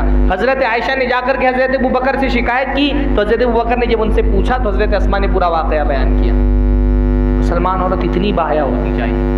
हमारे माशरे में मुसलमान लड़की की हया ख़त्म हो गई है। भाई मुसलमान औरत इतनी बाहया होती है कि अपने बाप से भी हया करती है। हदीस में आता है कि उसका बाप जब उससे ये बोलेगा कि मैं फला लड़के से तुम्हारा निकाह करा रहा हूँ, और बाप पर ये वाजिब है, वली पर ये वाजिब है, निकाह तय करने से पहले अपनी बच्ची से इजाज़त ले ले, गर्चे बच्ची कुंवारी ही क्यों ना हो। तो कुंवारी लड़की से जब उसका बाप पूछेगा फला लड़के से तुम्हारा निकाह तय हो रहा है, तुमको ये निकाह कबूल है कि नहीं, ये रिश्ता पसंद है या नहीं, मुसलमान लड़की तो इतनी बाहया होती है कि अपने बाप के सामने हाँ भी नहीं बोल पाएगी। हदीस में आता है वो शर्मा जाएगी, लज्जा के मारे उसका चेहरा लाल हो जाएगा, भाग जाएगी। हंसते हुए, और अल्लाह ने फरमाया इज़्नुहा से मातुहा, उसका खामोश रहना ही उसकी इजाज़त है। वो इतनी बाहया है कि वो ज़बान से हाँ भी नहीं बोल पाएगी। जो मुसलमान औरत इतनी बाहया होनी चाहिए कि अपने बाप के सामने हाँ ना बोल पाए, वो काफिरों के साथ भाग रही है, मुशरिकों के साथ भाग रही है, बुत परस्तों से निकाह कर रही है। कहां चली गई मुसलमान औरत की हया? जिसकी हया का तकाजा ये था कि अपने दामन इफ़्फ़त को संभाल करके छुपा करके रखे, वो अपने जिस्म के जलवे भी कर रही है, वो यूट्यूब पे इंस्टाग्राम पे डांस कर रही है। कितने अफसोस की बात है मेरी बहनों, अल्लाह रब्बुल आलमीन ने ये एहसान आप पर किया है, इस्लाम की नेमत अता फरमा करके। इस नेमत की कद्र करिए, इस नेमत की कद्र करिए। अल्लाह ताला ने जिस दीन की नेमत से आपको नवाजा है, बहुत खुश नसीब हैं आप। अल्लाह ताला ने आपके सर को शिर्क की गलाजत से बचाया है। अल्लाह ने ये तौफीक अता फरमाई है कि आपका सर अल्लाह के सामने झुक रहा है। इस नेमत की कदर करिए। वल्लाही मुसलमान किसी बुतपरस्त के साथ भाग के मुर्तद हो जाए, हमको तो मतलब मैं कभी ज़ाती तौर पे अपनी बात बताता हूँ, मैं जब ये सोचता हूँ कि कितना बड़ा अल्लाह का एहसान है मुझ पर कि अल्लाह रब्बुल आलमीन ने अपने नबी के ज़रिए से मुझे बता दिया कि मेरा सर मुझे कहाँ झुकाना है। मेरे नबी ने मेरे सजदों को सही रुख दे दिया, अल्हम्दुलिल्लाह, एहसान है मेरे नबी का मुझ पर। मुशरिक को देखिए, उसके सजदे जाए जा रहे हैं, उसके सजदे जाए जा रहे हैं। कहाँ कहाँ सर झुका रहा है वो लकड़ी और पत्थर के माबूदों के सामने सर झुका रहा है, वो सूरज और चांद की पूजा कर रहा है, वो इंसानों और जानवरों को पूज रहा है। हम कितने खुश नसीब है अल्हम्दुलिल्लाह। हाँ, हमारा सजदा सही रुख पर, हमारा अल्हम्दुलिल्लाह एक एक सजदा काउंट हो रहा है कि नहीं? कल क़यामत के दिन इंशाअल्लाह अल्लाह की बारगाह में उठेंगे, हमारी एक एक इबादत महफूज रहेगी। मुशरिक कितना महरूम है भाई, आप तसव्वुर करें, वो जब क़यामत के दिन उठेगा मुशरिक, उसको पता चलेगा कि उसके माबूद नकली थे। माबूदों का नकली निकल आना कितने बड़े महरूमी की बात है। हाँ, आप कोई टाइटन की घड़ी पहने खरीद के लाए, नकली निकल जाए। हाँ, गुची के बैग खरीदे, नकली निकल आए। आप नाइकी का जूता खरीद ले, नकली निकल आए, अफसोस होगा कि नहीं होगा? मुशरिक के माबूद क़यामत के दिन नकली निकल आएंगे। उसको पता चलेगा जिसके दर पे सजदा करते हुए पूरी जिंदगी गुजार दी, क़यामत के दिन पता चलेगा ये तो नकली माबूद है, इनका तो कोई इख्तियार ही नहीं, उसके सारे सजदे। इसलिए मुशरिक के 1000 सजदों पर ईमान वाले बंदे का एक सजदा भारी। अल्हम्दुलिल्लाह, हमको तो इस दीन की कदर करनी चाहिए भाई, इस दीन की कदर करो। जो अल्लाह ताला ने सच्चे माबूद की पहचान दे दी, उसकी कदर करो। मुशरिक का हाल देखो भाई, हमको डर भी है तो अपने सच्चे माबूद से डरते हैं ना। मुशरिक को देखिए, मुशरिक किस किस से डरता है? मुशरिक बिल्ली से डरता है अगर रास्ता काट दे तो। हाँ, किन किन से उम्मीदें वाबस्ता करके रखता है मुशरिक? उसने अपने दरवाजे पर घोड़े की नाल लगा दी है, इस नाल से उसने उम्मीदें आप क्या होता है? हाँ, दरवाजे पर बहुत सारे मुशरिक कुफ्फार घोड़े की नाल लगाते हैं बरकत के लिए। उनको लगता है नाल लगाने से घर में मुसीबतें नहीं आती। आड़ी तिरछी लकीरें घर में खींच दी हैं, उसको लगता है इससे मैं मुसीबतों से बच जाऊंगा। उन आड़ी तिरछी लकीरों पे उसका तवक्कुल है। हाँ, हाथ में रंग बिरंगी अंगूठियां पहन ली है, इन अंगूठियों से उम्मीदें वाबस्ता करके रखी कि इसके पत्थर उसको मुसीबत से बचा लेंगे। अरे भाई, वो ट्रक के पीछे फटा हुआ जूता लटका देता है। हाँ, उसको लगता है ये फटा हुआ जूता उसको मुसीबत से बचा लेगा। फाइटर जेट मंगाते हैं हम फ्रांस से मुल्क की हिफाजत करने के लिए। हाँ, और फ्रांस से फाइटर जेट मंगा करके उस फाइटर जेट की हिफाजत के लिए उस पर नींबू मिर्च लगा देते। मुल्क की हिफाजत फाइटर जेट करेगा, फाइटर की हिफाजत नींबू मिर्च करेगी। भाई, इतना नींबू मिर्च के अंदर ताकत है तो बॉर्डर पर सिपाहियों को हटा करके नींबू मिर्च ही लगा देना चाहिए। कैसी कैसी चीजों से उसका तवक्कुल वाबस्ता है भाई, उसको देख करके तो अफसोस करना चाहिए आपको। आप उसके मजहब में जा रही हैं, उसका दीन कबूल कर रही हैं, उसके माबूदों की इबादत करना चाहती हैं। इश्क में इतनी अंधी हो जाती है ये हमारी बहनें, वल्लाही मुझे अफसोस होता है इन बहनों पर। तुम्हारा बाप खिला पिला करके तुमको बड़ा करता है, 20 साल 22 साल 25 साल लिखाया पढ़ाया, अपने 4 दिन के इश्क में इस बाप के गम का फिक्र किए बगैर भाग जाती हो किसी हिंदू के साथ, किसी मुशरिक बुत परस्त के साथ में। इतना तुमको फिक्र नहीं है कि तुम्हारे बाप के दिल पे क्या गुजरेगी। एक बाप बेचारा जिंदगी भर की मेहनत से एक चीज कमाते हैं जिसको हम इज्जत कहते हैं। मर्द को माशरे में इज्जत कमाने के लिए बहुत स्ट्रगल करना पड़ता है। औरत को बाय डिफॉल्ट इज्जत मिलती है, वो पैदा होते ही साथ इज्जत वाली होती है। मर्द को माशरे में इज्जत कमाना पड़ता है, नाम बनाना पड़ता है, उसके लिए मेहनत करनी पड़ती है। ये सालों की बल्कि बाज़ मर्तबा खानदानों की कमाई हुई इज्जत होती है, वो बाप दादों की कमाई हुई इज्जत। एक लड़की अपने 4 दिन के इश्क में बाप की इज्जत पे बट्टा लगा के भाग जा रही है। उसको इतनी फिक्र नहीं है कि मेरे बाप के दिल पे क्या गुजरेगी। वो बाप बेचारा इस औरत की हरकत की वजह से माशरे को अपना मुंह दिखाने के लायक नहीं रहता। इतनी जालिम होती हैं लड़कियां। हाँ, हमारे यहाँ तो भाई बेटी को मोहब्बत का इस्तिआरा कहा जाता है ना। हाँ, हमारे यहाँ तो बेटी को मोहब्बत का इस्तिआरा कहा जाता है। आपको अपने बाप पर मोहब्बत तो दूर, रहम तक के नहीं आता। आप अपने 4 दिन के महबूब के साथ फरार हो गई ये सोचे बगैर कि जब ये खबर माशरे में फैलेगी आपका बाप किसी को चेहरा दिखाने के लायक नहीं बचेगा। इतना जुल्म मत कीजिए अपने बाप पर, जिस बाप को इतनी तकलीफ भी देना जायज नहीं। अल्लाह ने फरमाया वला तकुल लहुमा उफ़्फ़िन, अपने माँ बाप को उफ तक मत कहो। उसके जिगर को आप जख्मों से छलनी कर देती है। सिर्फ 4 दिन की मोहब्बत आपके लिए बाप की मोहब्बत पे गालिब आ जाती है। अपने दीन मुसलमान, उसको अगर अपने ईमान की कदर पता होना, वल्लाही जान दे सकता, ईमान नहीं दे सकता। वो मिसालें नहीं मौजूद है, असहाबे खुदूद का वाकया नहीं है। थोड़े देर का ईमान है, आग में जल जाना गवारा है, लेकिन अपने ईमान को हाथ से छोड़ना गवारा नहीं है। हजरत मूसा अलैहिस्सलाम का जिन जादूगरों से मुकाबला हुआ, थोड़ा देर हुआ ईमान ला करके, पर ईमान की लज्जत मिल गई तो फिरौन ने कहा लउसल्लिबन्नकुम फी जुज़ूइन नखली, मैं तुम्हारे हाथ पैर काट करके तुमको सूली पर चढ़ा दूंगा। जादूगरों ने कहा हाथ पैर काट दो, जान दे देंगे, ईमान हाथ से नहीं जाने देंगे। इस ईमान, मेरी बहनों, मैंने सुना कि इस इलाके में इर्तिदाद के कुछ ऐसे मसाइल पेश आए, मैं तो तसव्वुर नहीं कर सकता। आजमगढ़ जैसा इलाका, मुबारकपुर जैसा शहर, मुसलमानों की इतनी बड़ी बस्ती, यहाँ कोई मुसलमान औरत अपने दीन ईमान का समझौता करते अपने 4 दिन की मोहब्बत के लिए? हाँ, ये अलग मौजू है। अल्लाह ताला ने आपको हया की मूरत बनाया है, इस हया की हिफाजत कीजिए। मुसलमान लड़की के लिए इसलिए बचपन से ही उसकी हया की तरबियत होनी चाहिए। आप बच्चियों को पढ़ाइए, हम बच्चियों की तालीम के खिलाफ नहीं है, पर ऐसी तालीम जो उससे उनका दीनो ईमान छीन ले। हाँ, आप जहाँ भी इख्तिलात होगा वहाँ इर्तिदाद का खतरा बना रहेगा। आप बच्चियों को पढ़ाएं। क्या मुस्लिम कोचिंग क्लासेस आपके इलाकों में नहीं है? क्या मुसलमानों के तालीमी इदारे आपके पास नहीं है? और नहीं है तो बनवाइए। जहाँ मुसलमान लड़की काफिरों के साथ पढ़ेगी एक साथ, वहाँ इस बात का इम्कान बहरहाल मौजूद रहेगा कि आपके अपने ईमान के साथ वो हाथ धो बैठेगी। मुसलमान बाप को सबसे ज़्यादा फिक्र इस बात की होनी चाहिए मेरी आने वाली नस्ल जाहिल रह जाए, लेकिन कम से कम ईमान की दौलत उसके हाथों से ना जाए। इब्राहीम अलैहिस्सलाम जैसे मुवहिद अपने बच्चे के लिए दुआ करने, वजुनुबनी व बनी अन नअबुदल असनाम, अल्लाह ताला मुझको और मेरे बच्चों को इस बात से बचाना कि हम बुत परस्त बन जाएं। रब्बी जाली मुक़ीम। और क्या दुआ है कि हज़रत याकूब अलैहिस्सलाम बच्चों को जमा कर रहे तो कह रहे मा ताबुदून मिन बादी, इबादत किसकी करोगे मेरे बाद?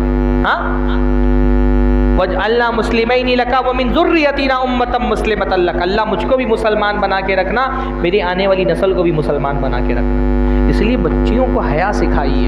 हमारे एक बहुत बड़ा मसला क्या होता है, बच्ची छोटी है, जीन्स पहना रहे हैं, टी शर्ट पहना रहे हैं, बड़ी हो गई, लिबास तब्दील नहीं हो रहा, 12 साल 13 साल 14 साल की जीन्स पहन रही है, टी शर्ट पहन रही है। कोई अगर समझा दे कि भाई बच्चियों के लिबास मुनासिब नहीं है तो बोलते हैं बहुत दकियानूसी है, अभी तो वो बच्ची है, अभी तो बच्ची है। ये जुमला लड़कियों में बेहयाई को फ़रोग़ देने वाला सबसे मुअस्सिर जुमला है। बच्ची है तभी तो हया सीखेगी ना, कि कोई हया का इंजेक्शन आता है कि बालिग होने के बाद लगा देंगे अचानक बाहया हो जाएगी। अगर बचपन से उसको हया नहीं सिखाएंगे, अचानक बालिग होकर के थोड़ी हया सीख लेगी वो।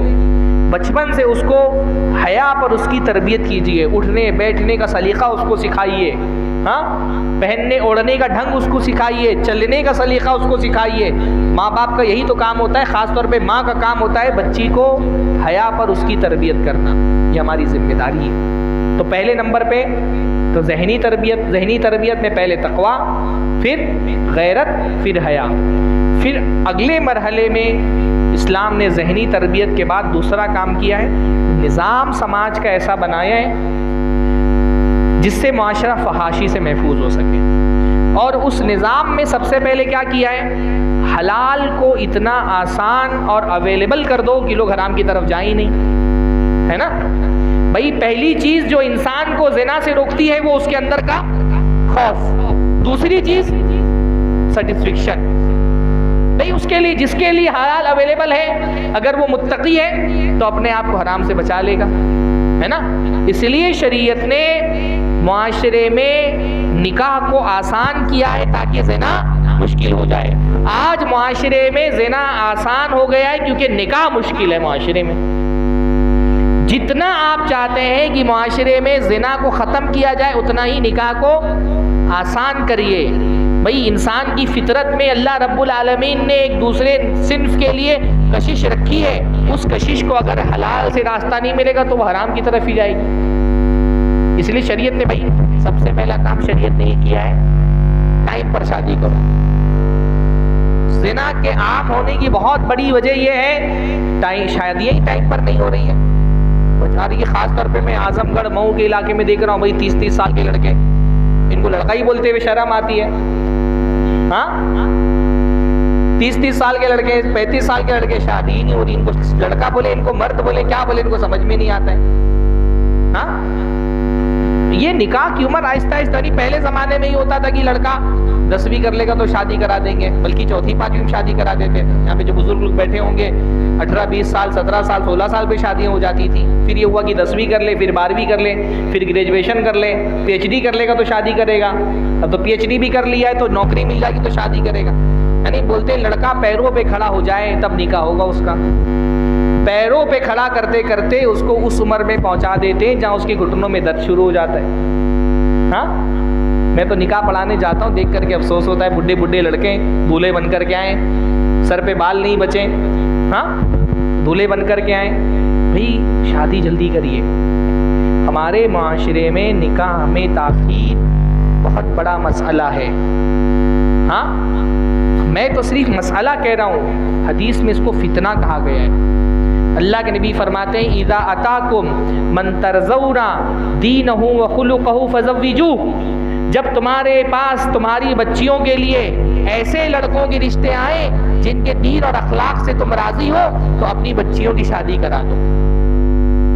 व इल्ला तफ़अलू, ये काम नहीं करोगे, तकुन फिल अर्दि फितना, तो ज़मीन पर फितना होगा, व फ़सादुन अरीज़, और बहुत बड़ा फसाद होगा। अल्लाह के नबी ने फितना कहा है टाइम पर शादी नहीं कराने को।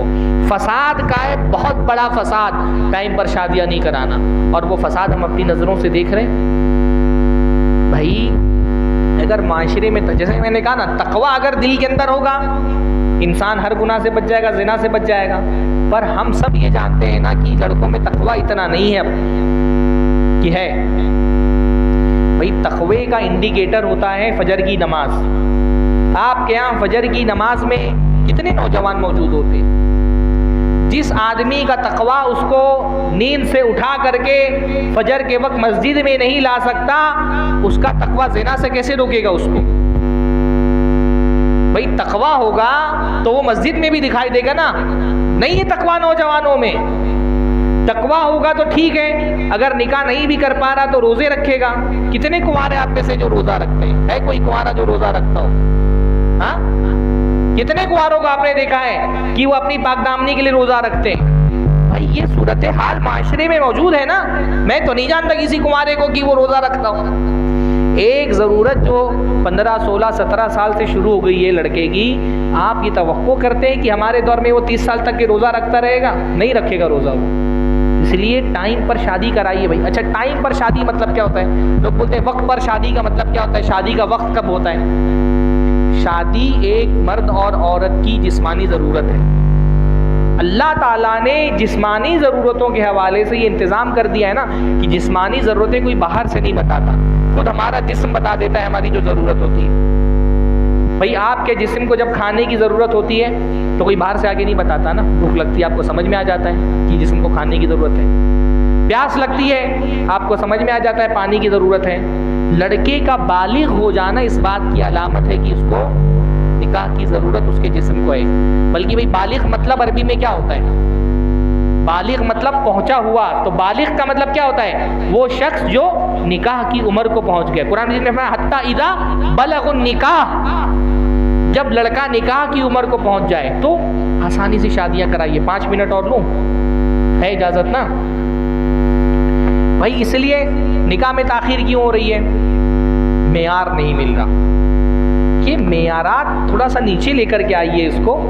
हाँ, यानी लड़कों की शादी में सबसे बड़ा मसला तो यही बन गया है कि बेचारा जब तक कि 3 की दहाई ना लग जाए उसको समझते हैं कि निकाह के लायक ही नहीं हुआ है, और 3 की दहाई लग जाती है, थोड़ा सा चेहरे पर बुढ़ापे के आसार दिखाई देने लगे, अब माँ बाप सोचते हैं चलो लड़की ढूंढो, तो सबसे पहले तो प्राइस टैग लगा दिया जाता है। हाँ, 10 लाख, 15 लाख, 20 लाख, 2 पहिया, 4 पहिया, 8 पहिया, यही सब चलता है आपके यहाँ ना? क्या आप लोग चक्का बोलते हैं? 2 चक्का, 4 चक्का। हाँ, कीमत लगा दी गई है, खरीदार ढूंढे जा रहे हैं। हमारे यहाँ लड़के के लिए लड़की नहीं ढूंढी जाती, खरीदार ढूंढा जाता है। कौन? जैसे बकरे की मंडी होती है ना, वैसे दूल्हों की मंडी लगी हुई है। हाँ, जैसे अलग अलग टाइप के बकरे होते हैं भाई, खस्सी बकरे और अंडुल बकरे, देसी बकरे, हाँ, राजस्थानी बकरे, तो ऐसे अलग अलग दूल्हे, डॉक्टर दूल्हे, इंजीनियर दूल्हे। हाँ, इनका तो रेट ही बहुत हाई है। सऊदी में काम करने वाले दूल्हे, मौलवी दूल्हे।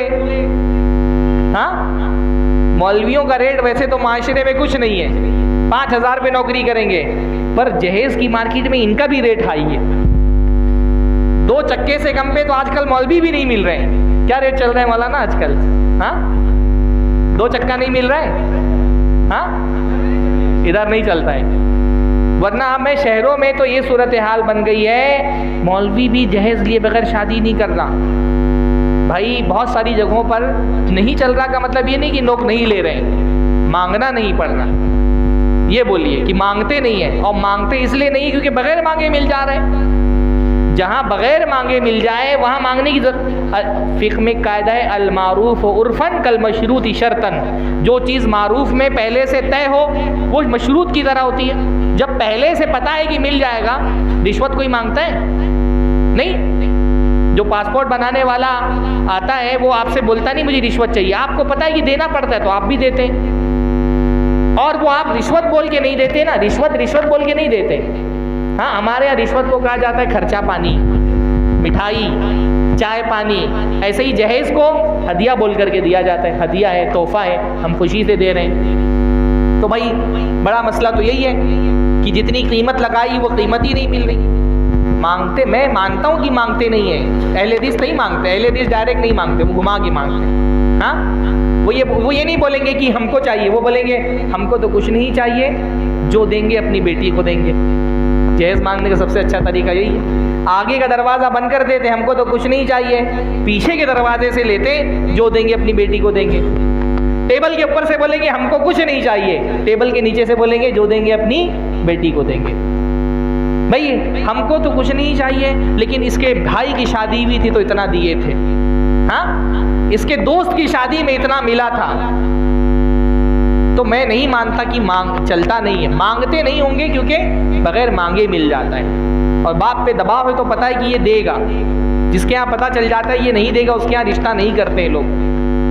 तो बहरहाल तो जहेज का मसला हल हो जाए तो भाई लड़कों को लड़कियां पसंद ही नहीं आ रही, पता नहीं हुस्न का क्या मेयार बना लिया है, कौन सी हूर परी ढूंढ रहे हैं, छोटी छोटी बातों पे रिश्ता रिजेक्ट कर रहे हैं। हाँ, इतना कद होना चाहिए था, हम तो इतना इंच और इतना फिट की लड़की ढूंढ रहे थे, इसका इतना इंच कम है। इंचों पे रिश्ते रिजेक्ट होते हैं हमारे यहाँ, मैं जानता हूँ, इतना इंच कम है।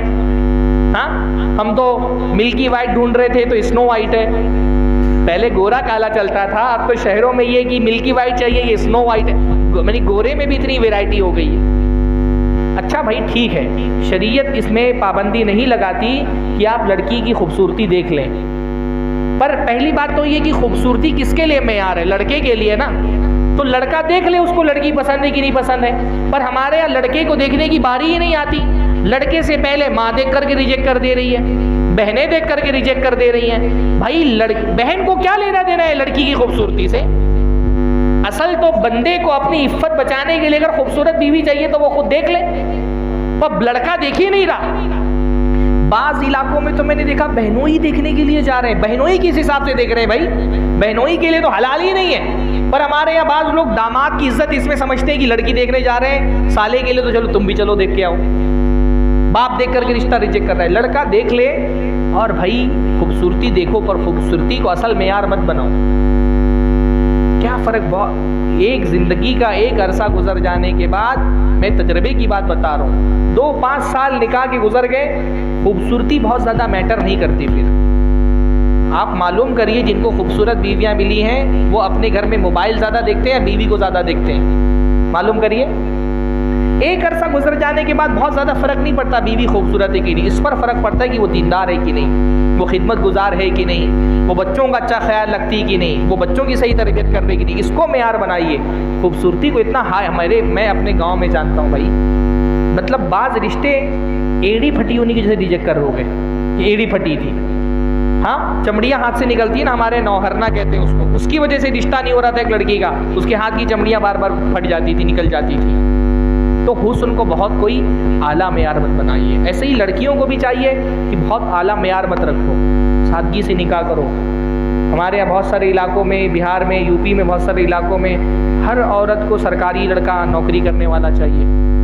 तो वैसे मुसलमानों को सरकारी नौकरियां कम मिलती हैं, बहुत जोड़ तोड़ के बाद मिलती है। उसमें भी हर मर्द ये चाहता है, हर बाप ये चाहता है मेरी बेटी की किसी ऐसे लड़के से शादी हो जाए जिसकी सरकारी नौकरी हो। आप लड़के से शादी कर रहे हैं कि उसकी नौकरी से शादी कर रहे हैं? हाँ, माली हालत ठीक ठाक हो आपके, और अपने मेयार के हिसाब से देखो ना। अपना झोपड़पट्टी में रह रहा है, ख्वाब देख रहा है महलों के। भाई अगर तुम्हारी माली हैसियत बहुत ज़्यादा आला नहीं है, लड़की का बाप रिक्शा चला रहा है और वो मर्सिडीज़ वाले से शादी करने का ख्वाब देख रही है, एकदम मुकाबला चल रहा है, जितनी खूबसूरत लड़की उतना मालदार लड़का, और जितना मालदार लड़का उतनी खूबसूरत लड़की। तो ये मेयार को इतना हाई मत कीजिए, लड़के पे इतना बोझ मत बनाइए। सादगी से, अल्लाह के नबी के ज़माने में एक ऐसे आदमी की शादी हो जा रही है जिसके पास महर में देने के लिए लोहे की अंगूठी तक नहीं है। कहाँ हम हैं, किस दौर में जी रहे हैं हम? एक सहाबी अल्लाह के नबी के पास आते हैं जिनके पास अंगूठी तक के महर में देने के लिए नहीं है, और उनकी शादी हो जा रही है अल्हम्दुलिल्लाह। माल को इतना मेयार मत बनाइए, लड़कों पे इतना बोझ मत डालिए। हाँ, और लड़के भी माशाअल्लाह हमारे पढ़े लिखे हैं, अच्छे हैं। आप ये देखिए कि लड़के के अंदर कमा खा करके अपने बच्चे को, अपनी बीवी को संभालने की सलाहियत है कि नहीं, बुनियादी मेयार ये रखिए। तो बहरहाल मेयारात बहुत ज़्यादा हाई मत कीजिए। तो इस्लाम ने एक निज़ाम में, निकाह में ये रखा है कि शादी में ताख़ीर नहीं होनी चाहिए, ज़िना के आम होने की बहुत बड़ी वजह। हो गया टाइम मेरा? ठीक है, मौजूद तो मेरा अधूरा रह गया, फिर इंशाअल्लाह कभी और मौका मिला तो आप लोगों की खिदमत में हाजिर होंगे। या मुख्तसरन मैं कुछ पॉइंट्स बता देता हूँ कि एक तो ये है कि भाई निकाह ताख़ीर से ना हो, जल्दी हो। फिर शरीयत में ये भी है कि भाई अगर कहीं कोई मर्द, उसके लिए सूरत हाल ऐसी बन गई है कि एक निकाह उसके लिए काफ़ी नहीं है, तो शरीयत ने इतनी गुंजाइश रखी है कि वो एक से ज़्यादा निकाह कर लें। पर हमारे माशरे में ज़ानी उतनी गैज़नाक नज़रों से नहीं देखा जाता जितना दूसरी शादी करने वाला। हाँ, हालांकि शरीयत कहती है फ़इन्नहुम गैरु मलूमीन, जो अपनी इज़्ज़त की हिफाजत के लिए एक से ज़्यादा निकाह करे उस पर मलामत मत करो। कम से कम माशरे में इतने मर्द दूसरी शादी करने वाले होने चाहिए कि मुसलमान कोई लड़की बग़ैर निकाह के ना बैठी रहे, है ना। सारी इस्लाम में एक से ज़्यादा शादी की हिकमत ये नहीं है कि हर मर्द 2-2 शादियाँ कर भी नहीं पाएंगे। हाँ, इस्लाम में एक से ज़्यादा शादी की हिकमत यह है कि कम से कम हर औरत का एक शौहर हो। अगर हर मर्द एक शादी पर इक्तफ़ा करेगा तो माशरे की बहुत सारी लड़कियों को शौहर नहीं मिलेंगे। मुतल्लका, बेवा, ज़्यादा उम्र की कुंवारियाँ घरों में बैठी हुई हैं आज माशरे के अंदर, उनको शौहर मिल सकता था अगर लड़कियों का दिल थोड़ा सा बड़ा होता। अगर कोई औरत खुद आगे बढ़ कर के बोले कि भाई फ़लाँ औरत बेवा है, अपने शौहर को राज़ी करके शादी करा दे उसकी, तो बहुत सारी लड़कियों की ज़िंदगी संवर जाएगी।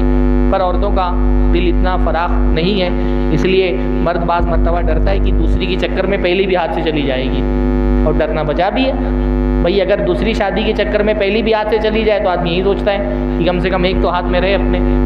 बहरहाल, लेकिन शरीयत का तो निज़ाम है, शरीयत का निज़ाम नाफिज होगा तो उसका फ़ायदा मर्दों को ही होगा। यानी मैं खुद देखा हूँ कि एक औरत अपने शौहर की ज़िंदगी में कभी उसकी दूसरी बीवी बनने के लिए, दूसरी बीवी कोई आ जाए उसकी ज़िंदगी में तैयार नहीं। उसका शौहर जब मर जाता है वो खुद परेशान होती है कि मैं किसी की दूसरी बन जाऊँ, कोई मेरे बच्चों को संभाल ले, कोई मुझको सहारा दे दे। तो औरतें इसी तरह की मफाद परस्त होती हैं। इसी तरह शरीयत ने एक चीज़ ये भी की कि भाई निकाह करो, और औरतों को जिम्मेदारी इसमें डाली है कि औरतें अपने शौहरों की जो ज़हनी, जिस्मानी, जिनसी ज़रूरत होती है उसके तकाज़े को निभाएं। आपका शौहर है, आप अगर उसको हलाल अच्छे से घर में मैसर नहीं आएगा तो बाहर हराम के रास्ते बहुत खुले हुए। इसलिए इस्लाम कहता है औरतों को कि अपने शौहर के लिए ज़ीनत करो, है कि नहीं। अल्लाह के नबी सल्लल्लाहु अलैहि वसल्लम ने फरमाया, जब कहीं सफ़र से आओ बग़ैर इत्तला दिए घर में मत जाओ, पहले मस्जिद में आकर के घर वालों को बता दो, लितम तशीतुश्शाअसतु व तस्तहीदुल मुग़ीबतु, ताकि औरत अगर परागंदा बाल वाली अपने बाल झाड़ ले। नबी कह रहे हैं कि शौहर घर में आए इससे पहले अपने बाल झाड़ के रखो, अपना जिस्म साफ सुथरा रखो, ज़ेब ज़ीनत करो। अल्लाह के नबी के ज़माने में औरतें अपने शौहरों के लिए ज़ीनत करती थी। उस्मान इब्न मज़ून की बीवी हज़रत आयशा के पास आई तो हज़रत आयशा ने कहा कि तुमने अपनी हालत ऐसे बना के रखी है गोया कि तुम्हारा शौहर कहीं बाहर है। उस्मान इब्न मज़ून तो मदीना में मौजूद है, पर तुम्हारी हालत देख के तो लगता नहीं कि तुम अपने शौहर के साथ रह रही हो। तो कहा कि मैं किसके लिए ज़ीनत करूं? उस्मान इब्न मज़ून को तो दिन के रोज़ों और रात की नमाज़ों से ही फुर्सत नहीं है, वो मुझे देखते ही नहीं। यानी शौहर ना देखे तो औरतें ज़ीनत नहीं करती थी। हमारे माशरे में तो शौहर ही बेचारा मजलूम है जिसके लिए औरत ज़ीनत नहीं करती। बाकी वो शादियों में खूब सज सवर करके जाएंगी, जलसे में खूब सज सवर के जाएंगी, पिकनिक मनाने खूब सज सवर के जाएंगी, और अपने शौहर के सामने वही भंगी बनी रहेंगी। भाई तो अपनी इस्लाह करिए। यानी माशरे में फितना, हराम का फितना इतना है, हर जगह औरत सज सवर करके अपने फरेब का शिकार करने के लिए खड़ी हुई है। होटल में वेटर है, प्लेन में एयर होस्टेस है, बैंक में कैशियर है, हर जगह औरत ज़ेब ज़ीनत के साथ खड़ी है। हराम। अब एक मुसलमान मोमिन हर जगह हराम से अपना दामन बचा करके जब अपने घर पे आ रहा है, एक ही तो बीवी है, कम से कम उसको तो सजना संवरना चाहिए। हाँ, वो जो एक वाहिद हलाल ऑप्शन है उसका, वो भी कोई तवज्जो ही नहीं देती अपने शौहर की पर। ऐसा नहीं कह रहा हूँ कि इससे मर्दों के लिए जायज़ हो जाता है, पर औरत को कम से कम उसके ज़हनी, जिस्मानी, जिनसी जो ज़रूरत है उसका ख्याल रखना चाहिए। मुसलमान औरत काजल भी अगर अपने शौहर के लिए लगाती है ना, इबादत है। अल्लाह के नबी ने बेहतरीन औरत की अलामत क्या फरमाई? तसुर्रुहु इज़ा नज़रा, जब उसका शौहर उसको देखता है तो खुश हो जाता है, अपने शौहर को खुश कर देती है अपने दिल से, अपनी ज़बान से। यानी हमारे यहाँ उल्टा मामला है, कुंवारी लड़कियाँ खूब ज़ीनत करती हैं, शादी होते ही मेकअप का शौक़ ख़त्म हो जाता है। मैं नहीं कह रहा हर औरत को करना चाहिए, बहुत सारे शौहर पसंद भी नहीं करते, तो नहीं शौहर पसंद करता तो कोई बात नहीं, पर बेशतर शौहर चाहते हैं कि उनकी बीवी खूबसूरत लगे, तो बीवी को सच सवर करके रहना चाहिए शौहर के सामने, उसका ख्याल रखना चाहिए। आप देखिए कितनी हदीसें ऐसी आती हैं अल्लाह के नबी सल्लल्लाहु अलैहि वसल्लम की कि सहाबा में से, सहाबियात में से कोई सहाबिया वो बेवा हो गई, जैसे ही उनकी बेवगी ख़त्म हुई, इद्दत ख़त्म हुई, तज़य्यनत लिल खुत्ताब, कितनी रिवायतें आती हैं कि जब खितबा आने लगता तो वो ज़ीनत करने लगती थी। हाँ, क्योंकि खितबा आ रहा है, निकाह का पैगाम आ रहा है, तो ज़हनी, जिस्मानी उसकी ज़रूरतों का ख्याल रखें, ये भी निकाह में बहुत ज़रूरी है। बहरहाल अल्लाह ताला से दुआ है अल्लाह ताला हम सबको सही इस्लामी बुनियादों पर माशरा कायम करने की तौफीक नसीब फरमाए। जो भी जाहिली रसूम व खुराफात पाए जाते हैं माशरे में, अल्लाह रब्बुल आलमीन हमारे माशरे को उससे पाक करे। वक़ुलु क़ौली हाज़ा व अस्तग़फिरुल्लाह ली व लकुम व लिसाइरिल मुस्लिमीन वस्तग़फिरूहु इन्नहु गफ़ूरुर रहीम व आखिरु दअवाना अनिल हम्दुलिल्लाह। कल मैं बंदी कलामी भी इसी मौजू पे बोलने वाला हूँ, तो कोई अगर इस तवक्को से आ जाए कि कोई नए मौजू पे बात होगी तो